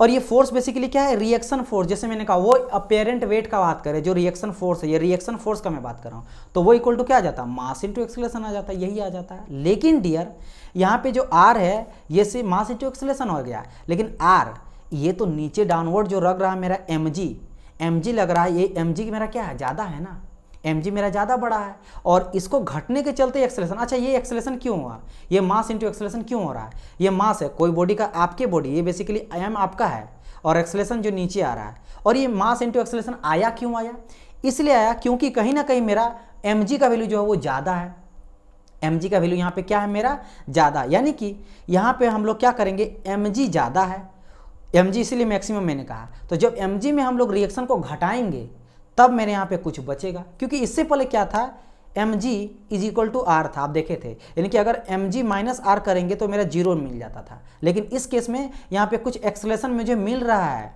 मास इंटू एक्सेलरेशन हो रहा है। क्यों हो रहा है, क्योंकि इन दोनों से मेरा कुछ बच रहा है। तो क्योंकि यहाँ पे मेरा mg का वैल्यू ज़्यादा, याद रखना सिंपल, नीचे आ रहे हैं ना हम, यानी कि mg का वैल्यू ज़्यादा है, अगर ऊपर जा रहा है तो r का वैल्यू ज़्यादा है। अब मान लो थर्ड कंडीशन लेते हैं, थर्ड हो गया, फोर्थ कंडीशन लेते हैं। फिर से मैंने एक लिफ्ट लिया और यहाँ पे m मास का कोई आदमी है, अब एक्सेलरेट होके ऊपर जा रहा है, फिर से mg है, नीचे आ रहा है जो, और रिएक्शन r लग रहा है। इस बार हमको क्या देखने को मिल रहा है कि ऊपर की ओर जा रहा है, ऊपर की ओर जा रहा है, मतलब जितना आपका वेट है ना उससे ज़्यादा रिएक्शन लग जा रहा है, रिएक्शन फोर्स, तो ऊपर जा रहा है। यानी कि इस बार फिर से हम लोग निकालेंगे, अगर फोर्स = मास इंटू एक्सेलरेशन, ठीक है। Force into mass into acceleration अगर हम निकालना चाहेंगे इस तरह करके, force equal to mass into acceleration, ठीक है। यहाँ से ये अब थर्ड वाला पार्ट हो गया, ये फोर्थ का पार्ट कर रहे हैं। मास इंटू एक्सेलरेशन अगर करना चाह रहे हैं तो F तो है, लेकिन ये मेरा F का अगर बात करें रिएक्शन फोर्स में यहाँ पे लूंगा, R बात करूंगा, F नहीं करूंगा। ये बेसिकली रिएक्शन फोर्स हम लोग क्या लेके चलते हैं, R लेके चलते हैं, R equal to M into a. और ये मास और एक्सेलरेशन ये हो क्यों रहा है, ये इसलिए हो रहा है कि कहीं ना कहीं रिएक्शन फोर्स मेरा ज़्यादा इस बार क्या मेरा ज़्यादा, रिएक्शन ज़्यादा, इसलिए तो ऊपर की ओर जा रहा है। तो मेरा कौन ज़्यादा, आर ज़्यादा। तो आर में क्या घटेगा, आर में हम लोग mg को घटाएंगे। ये जो घटा रहे हैं इससे कुछ मेरा बच रहा है, जिसके चलते यहाँ पे mg आ रहा है, इसलिए r इक्वल टू 0 नहीं हुआ mg, या फिर r इक्वल टू मेरा mg यहाँ नहीं हो रहा क्योंकि यहाँ पे एक्सेलरेशन हो रहा है, ठीक है। तो ये चीज़ है। तो यहाँ से अगर मैं यहाँ देखूंगा इस इक्वेशन से फाइनल आउट करूंगा r इक्वल टू, क्योंकि आपको अपेरेंट वर्ड फाइंड करना है, तो r इक्वल टू क्या आ जाएगा, मैं क्या करूँगा यहाँ पे mg यहीं रहने देता हूँ और माइनस कर दूंगा, ठीक है। r को उधर ले जाता हूँ तो r इक्वल टू माइनस में आ जाता है, इक्वल टू आ गया, एक सेकेंड, ये आ गया। तो r इक्वल टू क्या आ जाएगा, m कॉमन ले लो तो g माइनस ए। इसलिए हमको कम वजन फील होता है, यहाँ देखो मेरा लो वेट फील होता है, ठीक है। क्यों, क्योंकि मैं डाउनवर्ड डायरेक्शन पे आ रहा हूँ, ठीक है, समझ रहे हो। लेकिन अगर यहाँ पे बात करता हूँ तो यहाँ से मुझे क्या इक्वेशन मिलेगा, r इक्वल टू करूँगा तो m a plus m g, तो r इक्वल टू क्या मिल गया, m कॉमन लेता हूँ तो a प्लस जी। तो यहाँ पे आप देख सकते हो कि एक्सेलरेशन में ग्रेविटी ऐड हो जाता है, इसलिए मुझे ज़्यादा वेट फील होता है। यहाँ पे क्या लगता है, मुझे हाई लगता है, मतलब वेट आपको ज़्यादा फील होता है। यही क्वेश्चन यहाँ पे था कि यहाँ पे जो हम लोग नीचे जाते हैं, डाउनवर्ड जाते हैं, तो रियल वेट मेरा लेस क्यों लगता है, कम क्यों लगता है। तो आप समझ गए कि यहाँ पे लेस मेरा क्यों लगता है, क्योंकि ग्रेविटी मेरा एक्सेलरेशन घट जाता है, ग्रेविटी से कुछ घट जाता है, क्यों ऐसा हुआ, क्योंकि मेरा mg भी नीचे लग रहा है, एक्सेलरेशन भी नीचे आ रहा था, और यहाँ पे मेरा ए में जी जुड़ जाता है, इसलिए मुझे ज़्यादा लगता है, हाई लगता है, ठीक है, मोर लगता है, वजन फील होता है। समझ आया क्या कंडीशन था, चलिए फील करा के मैंने बता दिया, आई होप सो समझ में आया होगा। समझ आया तो कमेंट जरूर कीजिएगा, फिर भी कंफ्यूजन है फिर भी कमेंट कीजिएगा। चलिए 7th नंबर बोल रहा कि weight of the body in newton. भाई न्यूटन अभी जस्ट मैंने बताया था ना, KG metre per second square, भाई F equal to M into a, तो इसका केजी आ जाएगा और इसका क्या हो जाता है, मीटर पर सेकंड स्क्वायर आ जाएगा। क्यों, क्योंकि एक्सेलरेशन होता है वेलोसिटी अपॉन टाइम हो जाता है, ठीक है, और वेलोसिटी क्या हो जाता है, डिस्प्लेसमेंट अपॉन टाइम, मतलब मीटर पर सेकंड, और यहाँ पे भी टाइम को हम लोग सेकंड से लेते हैं तो मीटर पर सेकंड स्क्वायर आ जाएगा। तो बस ये इसी चीज़ को हम लोग न्यूटन बोलते हैं, ठीक है। तो कहाँ पे दिया गया, KG metre per second square ए नंबर में। चलिए बात करते हैं 8 नंबर क्वेश्चन का। 8th नंबर में the set of forces whose resultant is 0 are known as, भाई सेट ऑफ फोर्स रिजल्टेंट, फिर से रिजल्टेंट सम ऑफ द मान लो इस तरह हॉरिजॉन्टल इक्वल टू 0, इसका क्या मतलब है। तो सर इसका सिंपल सा ये मतलब है कि ये बॉडी मेरे इक्विलिब्रियम के कंडीशन पे है। अगर मान लो समेशन ऑफ इस तरह दिया है, x में भी है, y में भी है, z में भी, इक्विलिब्रियम है, तो summation of x equal to 0 होगा, summation of y equal to भी 0 होगा, और summation of z equal to भी मेरा क्या हो जाएगा, यहाँ पे जो है वो 0 हो जाएगा। सेकंड कंडीशन एक होता है जहाँ पे मोमेंट भी मेरा समेशन ऑफ मोमेंट इक्वल भी मेरा 0 हो जाता है सेकंड कंडीशन पे, और फर्स्ट कंडीशन में sum of horizontal sum of the vertical equal to 0, और अगर 3 एक्सिस पे लग रहा है तो ये भी, ये इक्विलिब्रियम का कंडीशन अलग अलग के केस में, ये हो गया हॉरिजॉन्टल वर्टिकल के केस में, ये XYZ के केस में, और ये मोमेंट के केस में, ठीक है। चलिए बात करते आगे हम लोग। बात तो यहाँ पे आ जाता है मेरा कि sir ji the total weight of a body is an example for a, total weight of a body is example of a, किसका, वॉल्यूम ऑफ फोर्स का। देखो बोल रहा कि भाई टोटल वेट क्या होता है, weight equal to m into G, ये मास होता है। और आपको पता होना चाहिए कि ये जो मास है ना यही कहीं चेंज नहीं होता। आप हिमालय ले जाओ, अमेरिका चल जाओ, है ना, या फिर आप कहीं चल जाओ, अंटार्कटिका चल जाओ, मास कभी चेंज नहीं होता है। ये जी है ना यही मेरा चेंज होता है, कभी ज़्यादा कहीं कम। इसलिए चंद्रमा जाता है तो 1/6 हो जाता है। क्यों, मास तो चेंज नहीं होता। मास मतलब क्या होता है, बेसिकली मैटर होता है। आपके अंदर का जो जितना पानी है, मसल्स है, हड्डी है, बोन है, ब्लड है, वो चीज़ है। तो क्या वो चांद में चल जाएगा तो ब्लड कम हो जाएगा, मसल्स कम हो जाएगा, नहीं। तो मैटर है, पदार्थ है, वो कभी चेंज होता नहीं है, ये कभी चेंज नहीं होता। जी चेंज होता है क्योंकि ग्रेविटी क्या होता है, अर्थ में ज़्यादा है, अर्थ में चुंबक की तरह आपको खींच रहा है, दूर चल गए तो ग्रेविटी कम होते जाएगा, तो ग्रेविटी घटते जाता है। तो वॉल्यूम फोर्स होता है, उसके अंदर का जो वॉल्यूम है वही फोर्स को हम लोग लेते हैं। बेसिकली वेट एक तरह से फोर्स होता है, क्योंकि force equal to mass into acceleration, ठीक है। और यहाँ पे वेट इक्वल टू क्या लेते हैं हम लोग, मास इंटू ग्रेविटी। तो घुमा फिरा के ध्यान से अगर दोनों में देखोगे तो कोई अंतर नहीं है, यहाँ भी आपका मास है और यहाँ भी आपका मास है, ठीक है। और ये आपका जी बेसिकली क्या है, एक्सेलरेशन ड्यू टू ग्रेविटी है। और ये आपका एक्सेलेरेशन तो है ही है, लेकिन ये भी आपका एक्सेलेरेशन, लेकिन ड्यू टू ग्रेविटी के चलते जो एक्सेलेरेशन आ रहा है वो आ रहा है। तो घुमा फिरा के दोनों एक ही तरह का होता है, लेकिन वॉल्यूम फोर्स होता है, मतलब उसके अंदर का मैटर का लेके हम लोग लेते हैं। चले समझ आया? चलिए, तो इसका करेक्ट आंसर समझ गए होंगे, क्या हो जाएगा? बी नंबर करेक्ट आ जाएगा, वी, वॉल्यूम फोर्स। ठीक है, आगे बढ़ते हैं। 10. A number of forces are acting simultaneously on a particle. The resultant of these forces will have the same effect as produced by all the forces. The principle is known as. देखो dear, ये जो आपका statement है ना, ये कह रहा है मेरा रिजोल्यूशन ऑफ फोर्सेस का।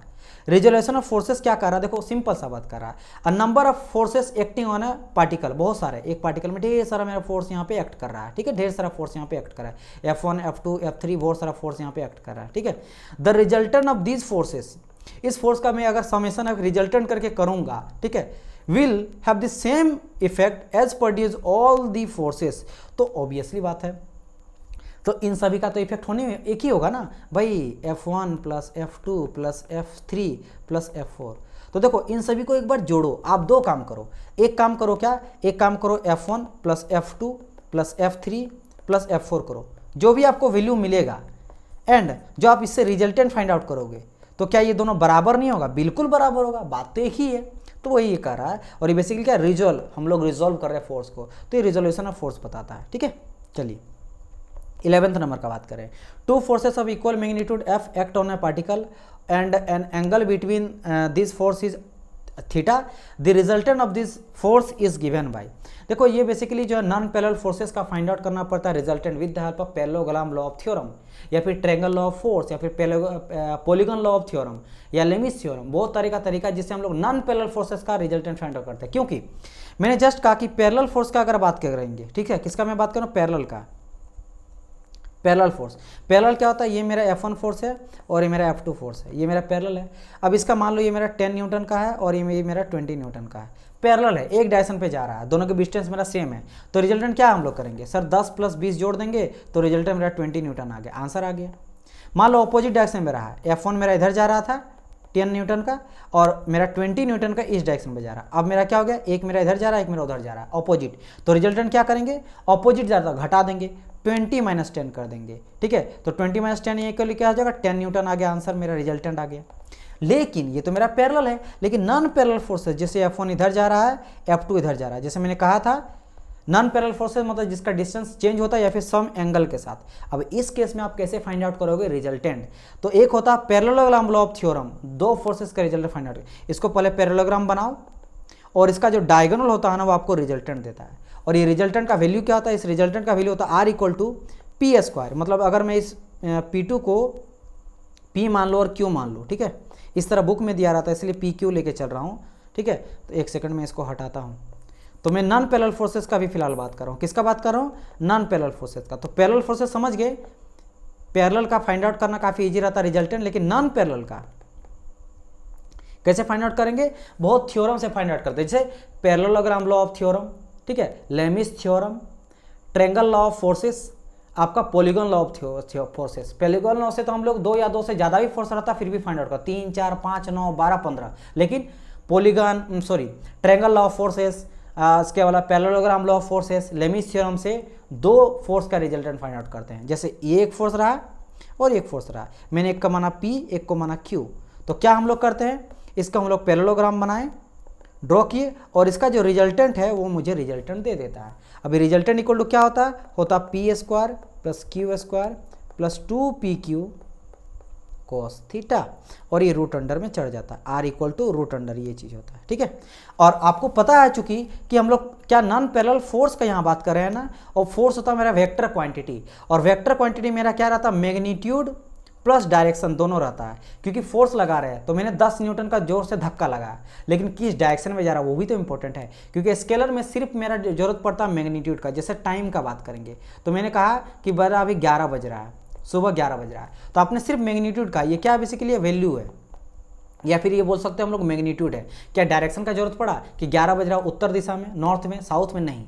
इसी तरह मैंने कहा कि मास जो है वो मैंने कहा 10 kg। तो 10 kg आपने कोई सामान खरीद के लाया, तो क्या आप बोलते हैं 10 kg हम लाए नॉर्थ डायरेक्शन में? नहीं, जरूरत ही नहीं पड़ता है। तो ये सभी की मेरा क्या रहता है? स्केलर। स्केलर। तो स्केलर में सिर्फ और सिर्फ मैग्नीट्यूड का जरूरत पड़ता है। लेकिन जब मैं वेक्टर क्वांटिटी का बात करूँ, जैसे फोर्स हो गया, एक्सेलरेशन हो गया, ठीक है, इसमें मेरा मैग्नीट्यूड के साथ साथ फोर्स का जरूरत, मतलब मैग्नीट्यूड के साथ साथ डायरेक्शन का जरूरत पड़ता है। क्योंकि अपने मम्मी आपसे कही कि एक बॉक्स को लो और बॉक्स को जाके जो है आप चार कमरा के आप थर्ड फोर्थ वाले बॉक्स में रखो। आपने क्या करा, जाकर रख दिया इस वाले बॉक्स में, यहाँ जाकर रख दिया बॉक्स को, तो वो काम नहीं कहलाएगा। या फिर कुली को आपने कहा कि एक खास जगह पे जाकर रखो डिब्बा में, तभी जाकर पैसा देंगे, वो कहीं और जाकर रख दिया, आप पैसा दोगे नहीं दोगे, क्यों? क्योंकि उसको सिर्फ उठाना ही नहीं है, इसका कुछ ना कुछ तो बॉक्स का वजन है, मान लो 20 न्यूटन का वजन है ना। लेकिन ये सिर्फ वेट नहीं है, इसके साथ साथ उसको एक पर्टिकुलर डायरेक्शन पे जाना है। तो यहाँ पे मैग्नीट्यूड के साथ साथ डायरेक्शन का भी जरूरत पड़ेगा, तभी जाके हम लोग उसको बोलते हैं, ठीक है। इसलिए फोर्स कहला जाता है। फोर्स में मैग्नीट्यूड डायरेक्शन दोनों रहता है। मैं ये कह रहा था कि यहाँ पे आपको दो चीज़ निकालने बोलता है, एक तो रिजल्टेंट हो गया, तो बेसिकली ये होता है वैल्यू ऑफ रिजल्टेंट। क्या होता है मेरा? Value of resultant, value of r मतलब वैल्यू ऑफ रिजल्टेंट। वैल्यू मतलब मैग्नीट्यूड ऑफ रिजल्टेंट, ये आप समझो, मैग्नीट्यूड और रिजल्टेंट। लेकिन चूंकि मेरा वेक्टर क्वांटिटी होता है, तो मैग्नीट्यूड के साथ साथ डायरेक्शन भी निकालना पड़ता है।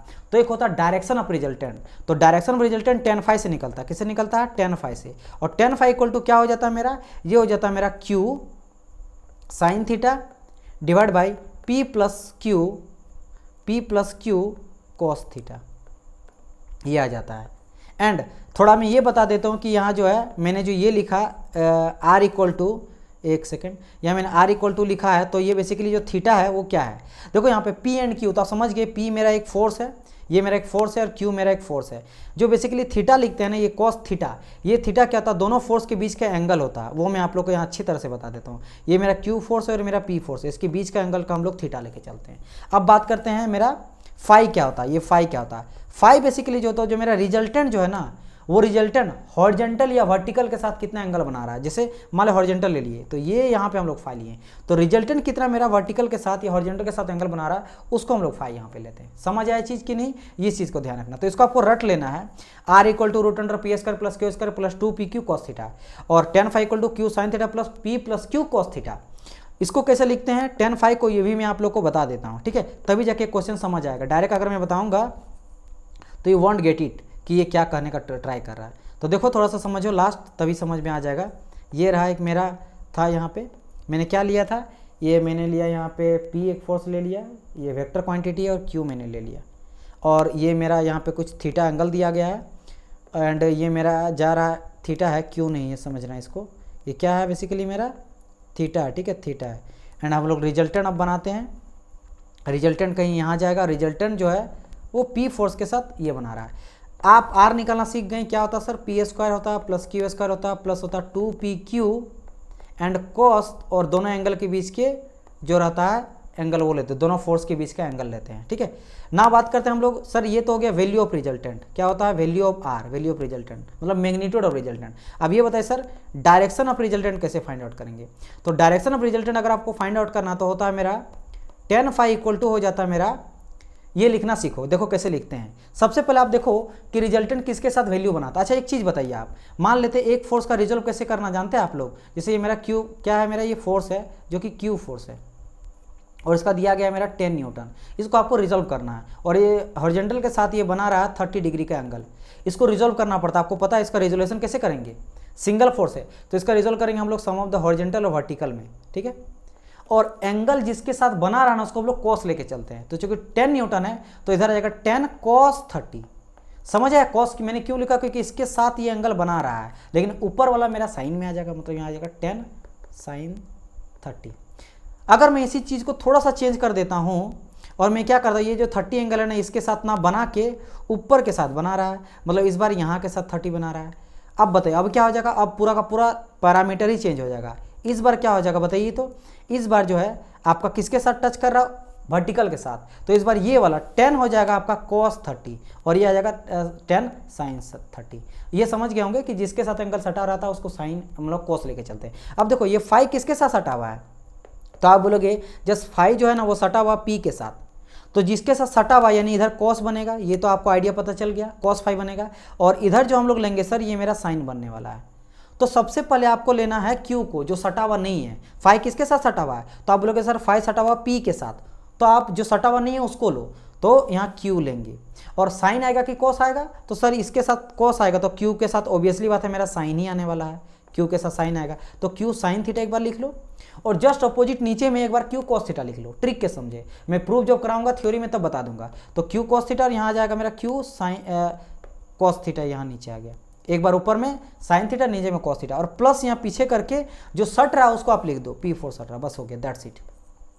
यही करना है, इस तरह से आप direction of the resultant find out कर सकते हो। ठीक है, समझ आया कि नहीं? चलिए, अब इतना समझ अगर गए हैं आप लोग, इतना समझ गए हैं तो मैं एक बार पूछ ही लेता हूँ, इसको अब बनाइए। क्वेश्चन ये क्या कह रहा है, देखो, two forces of equal magnitude F, दोनों का मैग्नीट्यूड मेरा सेम है, एक्ट कर रहा on A particle and angle between them कितना है मेरा, थीटा है। तो मतलब यहाँ पे मेरा एक फोर्स इस तरह करके एफ है, और एक मेरा फोर्स है, दोनों मेरा एफ ही दिया है, और दोनों के बीच के एंगल मेरा क्या, थीटा है। तो आपको रिजल्टेंट फाइंड आउट करना, तो रिजल्टेंट कहीं बीच में आएगा, है ना। मान लो हम लोग पैरेललोग्राम बना के, पैरेललोग्राम इस तरह करके ड्रॉ कर देंगे, और यहाँ पे मेरा रिजल्टेंट यहाँ पे आ गया। ठीक है, तो बोला रिजल्टेंट ऑफ दिस फोर्स क्या होगा, तो रिजल्टेंट बस वही चीज़ जो मैंने बताया, क्या हो जाता है मेरा P²। तो यहाँ पे P के जगह में तो हम क्या है मेरा F है, और Q के जगह में क्या है मेरा F ही है, तो आ जाएगा मेरा F² plus F² plus 2FF cos theta. ठीक है, एंड रूट अंडर आ जाएगा, तो 2F² plus 2F² cos theta root under. अब देखो यहाँ पे क्या करेंगे, 2F² 2F² को कॉमन ले लेते हैं, तो आ जाएगा यहाँ पे क्या, 2F² को कॉमन ले लेंगे तो 1 प्लस आ जाएगा यहाँ पे cos थीटा और रूट अंडर। अब देखो इसको 2 से इंटू करते हैं तो उसे मल्टीप्लाई करते हैं, एक फॉर्मूला को क्रिएट करने के लिए। फॉर्मूला क्या होता है, 1 plus cos theta by 2 is equal to हो जाता है मेरा cos² थीटा बाई 2। इसको लाने के लिए मैं यहाँ पे कर रहे हैं, समझ आया कि नहीं, इसको लाने के लिए। तो यहाँ पे ने क्या किया, 2 से मल्टीप्लाई किया, इंटू किया, क्योंकि दोनों कट के तो मेरा खत्म हो ही जाएगा। नाउ इस 2 से पहले हम लोग इंटू कर देते इसको, तो इंटू करके क्या आ जाएगा मेरा 4F², और यह आ जाएगा 1 plus cos theta divide by 2। एक को मैंने नीचे कर दिया, एक को मैंने इंटू कर दिया, रूट अंडर में। अब बस इसको बाहर कर दो, क्यों, क्योंकि बाहर अगर आप करोगे तो 4 बाहर हो जाएगा, तो रूट से बाहर होगा तो 2 आ जाएगा, F² बाहर जाएगा तो स्क्वायर से कट जाएगा रूट, तो F बचेगा, and 1 plus cos theta by divide by 2 का ये वैल्यू आ जाएगा, क्या आ जाएगा यहाँ पे cos² थीटा बाई 2 आ जाएगा, है ना। और इससे भी रूट अंडर है तो इससे भी रूट कट जाएगा, तो बचेगा ओनली क्या, cos थीटा बाई 2। तो डायरेक्ट मैं यहाँ पे लिख सकता हूँ, क्या बचेगा ओनली, यहाँ बचेगा cos थीटा बाई 2। तो ये हो जाएगा आपका करेक्ट आंसर। ठीक है, 2F cos theta by 2, 2F cos theta by 2, यानी कि यहाँ पे 11 का B हो जाएगा करेक्ट आंसर। समझ है? तो इस तरीके से आप लोग को है जो समझ के बनाना, आपको कभी भी जल्दबाजी नहीं करना है, कोई भी एग्जाम आ जाए, क्योंकि जल्दबाजी कौन करता है, जल्दबाजी का काम शैतान का होता है। जल्दबाजी करोगे तो कभी भी एग्जाम नहीं निकलेगा, सेमेस्टर निकल जाएगा, एग्जाम नहीं निकलेगा। आपको पेशेंस लगा के ज़्यादा टाइम लगा, कम क्वेश्चन सॉल्व करो, कम क्वेश्चन सॉल्व करो, लेकिन अच्छे से सॉल्व करो, समझ के। जितना मैं बता रहा हूँ उतना आप कम पढ़ोगे, लेकिन एग्जाम में छोड़ोगे बिल्कुल नहीं, इतना मैं अच्छे से बता रहा हूँ। अब आ जा रहा second topic, moment of couple. आप देखो इससे पहले 11 क्वेश्चन आया था फर्स्ट टॉपिक से, फोर्स और फोर्स सिस्टम से, इसलिए मैंने कहा वो काफ़ी इंपॉर्टेंट है। बात करते देखो इससे, कह रहा था algebraic sum of the moment of a force forming a couple about any point on their plane is. तो ये हो जाता है आपका 12 का ये हो जाएगा equal to the moment of the couple. देखो ये क्या कर रहा है, मैं सिंपल कर रहा हूँ कि मान लो एक मेरा फोर्स यहाँ पे है, ये भी जानते हैं कि कहाँ से बना हुआ, जो आपका दो फोर्सेस, दो नॉन पैरेलल फोर्सेस होता है ना, उसी का रिजल्टेंट से निकला। जैसे मान लो ये F1 है और ये F2 है। अब देखो इसका मुझे अब मोमेंट फाइंड आउट करना। मोमेंट क्या था आपको पता है, ये मेरा कोई बीम है ना, और यहाँ से एक फोर्स मेरा लग रहा है, और ये मेरा कुछ डिस्टेंस यहाँ से r दिया गया है। तो हम लोग मोमेंट कैसे करते हैं, मोमेंट होते हैं फोर्स इंटू परपेंडिकुलर डिस्टेंस। देखो यहाँ पे 90 डिग्री है ना, तो force into distance F into r, तो F इक्वल टू क्या आ जाता है, F इंटू आर करते हैं, बस मोमेंट आ गया, ये चीज़ करते हैं। ठीक है, ओके। अब यहाँ पे मैं क्या कर रहा हूँ ना, यहाँ कोई मान लो एक मेरा यहाँ पे पॉइंट यहाँ पे दिया रहेगा, कहीं O पॉइंट दिया। अब O पॉइंट के अबाउट हम लोग को क्या फाइंड आउट करना है, F1 फोर्स का रिजल्टेंट फाइंड आउट करना है। तो F1 फोर्स का रिजल्टेंट क्या करेंगे, फोर्स इंटू परपेंडिकुलर डिस्टेंस लेंगे, कोई भी एक डिस्टेंस आ जाएगा जो, तो यहाँ से मुझे फाइंड आउट कर जाएगा। तो F का O के अबाउट मेरा क्या मोमेंट आ जाएगा। उसी तरह F2 का भी मोमेंट लेंगे, तो F2 का भी मोमेंट कहीं मैं इस तरह करके लूँगा, इसका मैं पहले रिजॉल्व करेंगे, और रिजॉल्व करके कहीं ना कहीं इस तरह करके मेरे F2 आ जाएगा, और F2 के बाद ये मेरा 90 डिग्री पहुँच जाएगा, फिर इसका भी फाइंड आउट करेंगे। तो अगर मैं बात करूँगा F1 का मोमेंट, देखो यहाँ पर क्या करेंगे, मोमेंट ऑफ, समझना, moment of F1 plus moment of moment of F2 about क्या हो रहा है, अबाउट ओ, ठीक है, एक सेकंड अच्छा से मुझे लिखने दो, F2 अबाउट ओ, और यहाँ भी अबाउट ओ, मतलब moment of force F1 about O plus moment of force F2 about O is equal to, अगर F1 F2 है तो एक चीज़ बताइए, इसका रिजल्टेंट भी तो कहीं आएगा ना, और कहाँ आएगा, एकदम बीच में आएगा कहीं रिजल्टेंट, और रिजल्टेंट का भी मैं जो अगर कपल निकाल मतलब मोमेंट निकालना चाहूँ ओ के अबाउट तो आएगा, तो इज इक्वल टू अगर मैं करूँगा यहाँ पे moment of resultant of F1 and F2 about O, तो ये इक्वल होता, मतलब रिजल्टेंट जो अमाउंट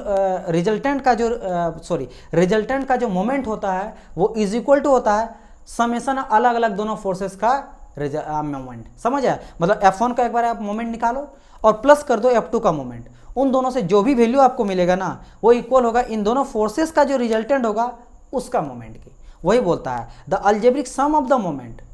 देखो sum of the moment of forces, sum of the moment F1 F2 का मोमेंट सम अप कर देंगे, वो क्या करता है, कपल जो क्रिएट करता है ना वो इक्वल होता है मेरा मोमेंट ऑफ द कपल का, दैट्स इट। तो ये सिंपल ये स्टेटमेंट ये कहता है। चलिए आगे बढ़ते हैं क्वेश्चन नंबर, अच्छा इस चीज़ को मैं प्रूव करके आप लोग को दिखाऊं क्या, देखो मैं प्रूव करने के लिए तो मैं इतना एक्सप्लेन कर देता हूँ कि आप लोग को पूरा लाइव भर नहीं भूलिएगा, ऐसा मैं बता सकता हूँ, ठीक है। चलो वो मैं बता ही देता हूँ, तो टाइम का बारी है, बट मैं चाहता हूँ आप लोग किस तरह के स्टूडेंट है। एक स्टूडेंट वो होता है कि जल्दबाजी में रहता है, सर फटाफट बताइए, और वो स्टूडेंट होता है जो अच्छी तरह से समझता है, मेहनत करके पढ़ता है। यही आधा घंटा अगर आप यहाँ ज़्यादा पढ़ोगे, आप आधा घंटा मोबाइल कम चलाना, दोस्तों के साथ आधा घंटा मत घूमना, लेकिन अगर ये चीज़ देखोगे तो करियर सुधरेगा, फैमिली सुधरेगा, आप लाइफ सक्सेस आपका हो जाएगा, लाखों कमाओगे मंथली, आपका आने वाला जनरेशन अच्छा होगा। तो यूटिलाइज का अगर उस तरह का स्टूडेंट है तो काफ़ी अच्छी बात है। देखो मैं प्रूव करके आप लोग को दिखाता हूँ। एक मैंने इस तरह का पॉइंट ले लिया, ये मेरा ए और बी है, कोई बार है, और एक इस लास्ट पॉइंट पे मेरा जो है यहाँ पे P फोर्स एक लग रहा है, और बीच में कोई मैंने एक O पॉइंट ले लिया। मैं निकाल के आप लोग को दिखाता हूँ, इंडिविजुअल पहले मोमेंट निकालूंगा और फिर एक जगह से निकालूंगा। अब यहाँ पे क्या करता हूँ, इस दोनों के बीच का डिस्टेंस मेरा क्या है, L है, तो यहाँ से लेकर यहाँ तक का डिस्टेंस क्या हो जाएगा, L/2, और यहाँ से यहाँ तक का डिस्टेंस क्या हो जाएगा, L/2। समझ आएगी नहीं, चलिए ये चीज़ हो। अब मैं क्या करता हूँ, निकालता हूँ मोमेंट, देखना ध्यान से है ना, क्या निकाल रहा हूँ मैं, मोमेंट ऑफ कपल। कहाँ से, P से निकालेंगे तो क्या हो जाएगा, P इंटू एल, ऑब्वियसली बात है, तो P इंटू एल आ गया। भाई फोर्स इंटू परपेंडिकुलर डिस्टेंस ये होता है ना, तो फोर्स मेरा क्या P है और डिस्टेंस मेरा क्या है, और ये मेरा परपेंडिकुलर तो है ही, L डिस्टेंस है, P इंटू एल हो गया, तो मोमेंट ऑफ कपल निकल गया। अब मैं यहाँ पे इंडिविजुअल निकालता हूँ और देखता हूँ कि क्या PL के बराबर होता है या नहीं होता है।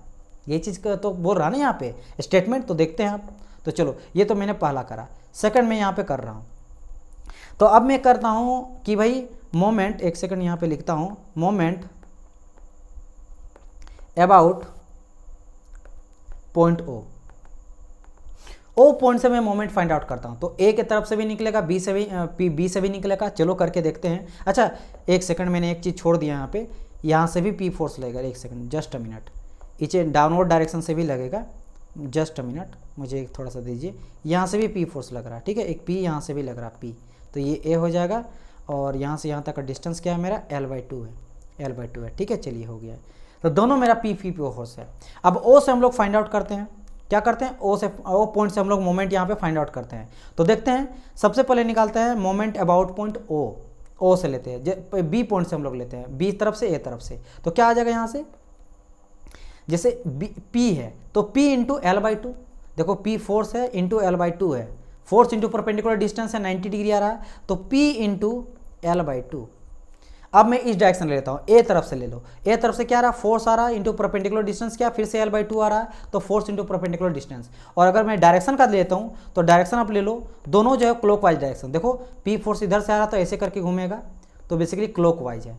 और अगर मैं P इधर का बात करता हूँ, ये P का बात करता हूँ, ये इसको अगर P1 और P2 मान लेता हूँ, तो P2 लेता हूँ तो P भी इस तरह करके घूम रहा है ऐसे, तो ये भी मेरा क्या क्लॉकवाइज ही है, तो क्लॉकवाइज है तो प्लस में ही लेके चलूँगा दोनों को। तो हटाओ इसको, इस सभी को हटाते हैं, एंड मैं यहाँ पे क्या करता हूँ, एक सेकंड, हाँ ठीक है, सभी को हटा दिया। तो मोमेंट अबाउट पॉइंट क्या आ जाता है मेरा, उधर से एक तरह से लेते हैं तो P इंटू आ जाता है L/2 एंड प्लस P1 ले लिए यहाँ से, और P2 से अगर ले लेंगे तो क्या आ जाएगा यहाँ पे P इंटू L/2, ठीक है। मैं P1 P2 लेके नहीं चलूँगा, P ही लेके चलूँगा, क्योंकि पहले P इंटू एल माना है ना, इसीलिए। तो ये मेरा आया दोनों तरफ से लिए।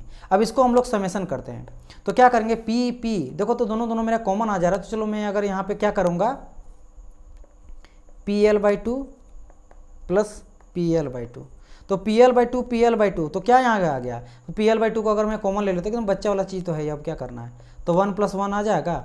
तो क्या आ जाएगा यहाँ पे, आ जाएगा PL/2 × 2, तो 2 से 2 कटा, तो घुमा फिरा के आप कुछ देख रहे हो। यहाँ पे क्या आया, यहाँ पे मोमेंट, अब देखो यहाँ पे भी आ गया मेरा PL आया, और यहाँ पे भी PL आया, ठीक है, PL आया। यानी कि क्या हुआ, sum of algebraic sum of moment. ये बेसिकली क्या था, ये जो मैंने निकाला ये था मेरा algebraic sum of moment of forces. तो algebraic sum of moment of forces जो होता है about a point is equal to हो गया इक्वल मोमेंट ऑफ कपल के इक्वल आ गया। तो यही स्टेटमेंट कर रहा था, ठीक है, तो ये हो जाएगा करेक्ट आंसर।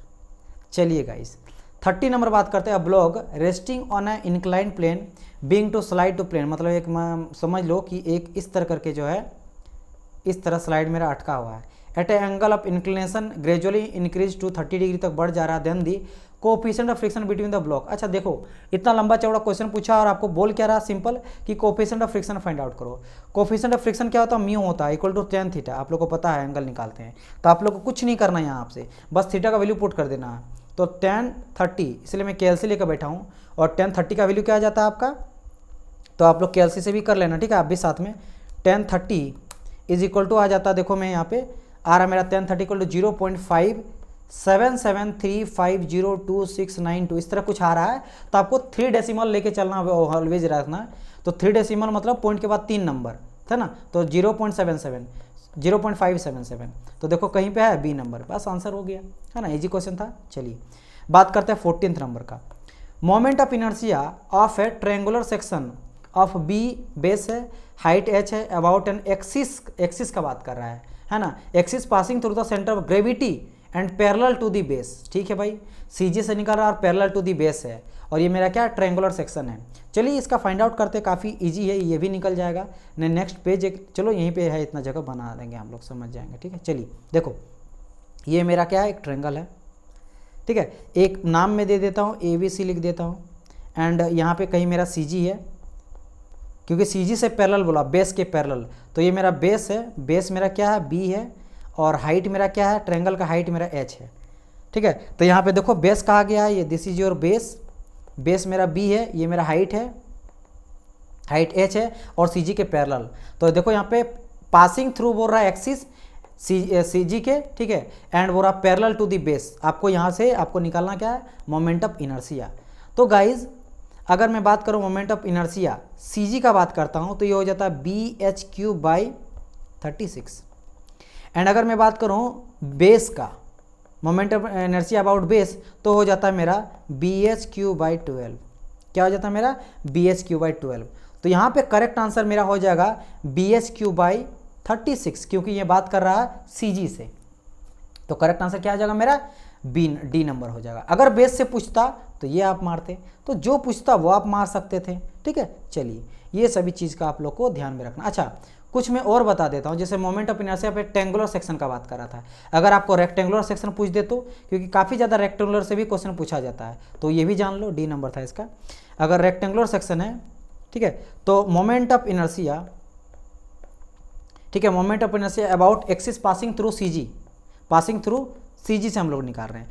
तो एक होता है x एक्सिस के अबाउट, x एक्सिस, एक होता है आपका y एक्सिस के अबाउट। तो अगर x एक्सिस के अबाउट निकालता है तो हो जाता है मेरा BDQ/12, एंड अगर y एक्सिस के अबाउट निकाल रहे हैं तो हो जाता है मेरा DVQ/12, ठीक है। और हाँ एक सर्कुलर का पूछता है, तो सर्कुलर का चाहे x रहे या फिर y रहे, बात एक ही आता है, कितना आता है πD4/64। तो थोड़ा ये सब चीज़ का ध्यान रखिएगा, ट्रायंगुलर का, रेक्टेंगल का, सर्कल का पूछा जाता है। 15 नंबर में the moment of inertia about x axis 4 है, होलो रेक्टेंगुलर सेक्शन। देखो होलो आ गया ना रेक्टेंगुलर, अभी जैसे मैंने मैंने रेक्टेंगल का बात करा ना, अभी देखो अभी रेक्टेंगल का बात किया, ये मेरा रेक्टेंगल है, और रेक्टेंगल का मैंने दोनों बताया था, ये एक्स एक्स का बताया था और मैंने वाई वाई का भी बताया था। और यहाँ पे किसका बात कर रहा है, यहाँ पे देखो ध्यान से, यहाँ बात कर रहा है आपका एक्स एक्स का, एक्स एक्स एक्स किसका, तो एक्स एक्स एक्सिस का मैंने क्या बताया था, ये देखो बी डी क्यू बाई 12। तो ये आप पुट करोगे रेक्टेंगल का बी डी क्यू बाई 12, क्या पुट करोगे यहाँ पे, बी डी क्यू बाई 12, है ना, ये चीज़ है। अब देखो जो भी यहाँ पे देखो ब्रेथ दिया गया है, बी दिया गया है, डेप्थ आपका दिया गया है, ठीक है, एंड बोल रहा है एंड इंटरनल डायमेंशन यहाँ पे दिया गया कि होलो है ना, होलो है, समझो क्वेश्चन को। तो कुछ नहीं करना, बड़ा से छोटा को घटा देना है, निकल जाएगा, एकदम इजी है। देखो इससे डरना नहीं है। यहाँ पे बी 2 दिया गया है, एक बी दिया गया 6 B1, एक और एक मेरा B2 दिया गया। चलो मैं फिगर से समझाता हूँ, ठीक है। देखो कैसा कुछ है, कुछ ऐसा आपका दिया गया क्वेश्चन पे, ये है होलो है। अब देखो एक क्या दिया गया भाई, एक्सटर्नल डायमेंशन 6 दिया गया है, एक्सटर्नल 6 दिया गया है आपका ब्रेथ, तो ये 6 दिया गया है, एंड डेप्थ दिया गया है 8 माना बाहरी, तो ये 8 दिया गया है। ये थोड़ा हम लोग बड़ा बनाना चाहिए था, हम थोड़ा सा ऐसा बना दिए ना, इसी को छोटा कर दिए, रुकिए थोड़ा सा, ठीक है, थोड़ा इसको मैं बड़ा बनाता हूँ, इस वाले को, और इसको मैं छोटा बनाता हूँ, ऐसे अब सही है, ठीक है, ओके। तो ये 6 दिया गया है, एक्सटर्नल का बात करेंगे, और एक्सटर्नल डेप्थ आपका 8 दिया गया है, एंड इंटरनल का आ गया है, इंटरनल डायमेंशन में ब्रेथ का 3 दिया गया, 3 और 4 दिया गया है, तो 3 दिया गया है ना, तो ये 3 आ जाएगा और ये 4 आ गया, जस्ट आधा आधा कर दिया गया है, ये 4 यहाँ से लेकर यहाँ तक दिया गया है, ठीक है, और ये आपका 8 दिया गया था और ये 6 दिया गया, बस कुछ नहीं करना है। तो यहाँ पे आपको क्या करना है, और एक्स एक्स के अबाउट निकालना है, और जस्ट मैंने एक्स एक्स का फॉर्मूला मैंने बताया बी डी क्यू बाई 12। तो आपको क्या करना है, यहाँ पे सुनो, आपको एक्सटर्नल से इंटरनल को घटा देना है। एक्सटर्नल में अगर मान लो, देखो यहाँ पे देखो क्या करना है, समझो बाहरी वाला में से अंदर वाले को घटा देंगे तो ये वाला सेक्शन मिल जाएगा, क्योंकि होलो है, यही तो निकालना है ना, क्योंकि अंदर तो खोखला है, खोखला को हटा देंगे तो छोटका को हटा देंगे बड़ा में से। तो आप क्या करोगे, simple b d cube by 12, बड़ा में से एक्सटर्नल में से b d cube by 12, internal को घटा दोगे तो यहाँ से निकल जाएगा, समझ आया। तो एक्सटर्नल का कहा जाए तो एक्सटर्नल में क्या दिया, बी का वैल्यू, बी का वैल्यू दिया 6, ये दिया था ना, हाँ, तो 6 इंटू डेप्थ डी दिया गया था 8 का क्यूब डिवाइड बाई 12, और माइनस यहाँ पे आ जाएगा मेरा, इंटरनल का बात करेंगे तो 3 इंटू 4 का क्यूब डिवाइड बाई 12। बस इसका आप कैलकुलेट करो, मैं कैलकुलेट थोड़ा कर लेता हूँ। यहाँ पे क्या आने वाला है, 8 का क्यूब, एक सेकेंड, 8 का क्यूब डिवाइड बाई 12 माइनस, इसका वैल्यू मैं बता देता हूँ आप लोग को, 256 आ रहा है, और माइनस इसका 16 आ रहा है, इसको घटा रहे हैं तो आ रहा है 240। और आपको पता होना चाहिए कि मोमेंट ऑफ इनर्शिया का जो यूनिट होता है वो मीटर क्यूब होता है, ठीक है, मीटर बोल रहे mm क्यूब होता है, ठीक है, याद रखना। तो बस ये मेरा आंसर निकल गया, कुछ नहीं किए, जो मैंने फॉर्मूला कहा ना बस उसको वैल्यू पुट कर दिए। और यहाँ तो आपको होलो पूछा गया है, सॉलिड अगर आता और कोई दिक्कत नहीं, बस एक वैल्यू पुट कर देते हैं, क्योंकि यहाँ पे आपको निकालना क्या था, निकालना सिर्फ यही है, ठीक है, एक सेकेंड, जो ये है ना, ये आपको यहाँ पे निकालना है, जो यहाँ पे सॉलिड सेक्शन दिख रहा है ना, यही निकालना, बाकी तो होलो है ना, तो होलो का निकाल के कोई फायदा तो है नहीं। तो मैंने क्या करा, सबसे पहले बड़ा वाला लिया और बड़ा वाला से छोटा वाला को घटा दिया, यानी कि यहाँ पे अगर मैं बात करूँ अंदर वाला, इस वाले को मैंने घटा दिया, इस वाले को छोटका मैंने यहाँ लिया था तो छोटका को घटा दिया बड़के में, तो मेरा यहाँ से आ गया, बस सिंपल सा था। चलिए, तो ये था फर्स्ट सेक्शन। अब हम लोग देखो इंजीनियरिंग मैकेनिक्स से भी चल रहा है, अभी इंजीनियरिंग मैकेनिक्स सेकंड पार्ट में आपका खत्म हो जाएगा, देन हम लोग स्टार्ट करेंगे कोई और सब्जेक्ट, और इस तरह करते करते कंप्लीट हम लोग सारे सब्जेक्ट वाइज भी देख लेंगे, प्रीवियस का पेपर भी देख लेंगे, थ्योरी भी आपका रिवीजन हो जाएगा, और आपको जैसे स्टार्टिंग में मैंने कहा था कि किस चैप्टर से कितना पूछ रहा है वो भी आपको पता चलेगा। तो A to Z आपको यहाँ पे मिल रहा है, तो वीडियो को लाइक कर देना फटाफट, आप लोग लाइक करो, लाइक करना भूल जाते हो, कमेंट करके बताओ कितना कैसा लगा, अच्छा लगा। पहले तो आप लोग थोड़ा सा अप्रिशिएट भी करो टीचर को कि अच्छा लगा नहीं लगा। अगर कोई डाउट है तो कमेंट आप लोग करना, कोई क्वेश्चन में डाउट है कमेंट करना, मैं आप लोग को रिप्लाई करूंगा। एंड मिलते हैं हम लोग नेक्स्ट पार्ट में, तब तक के लिए good bye and God bless you all.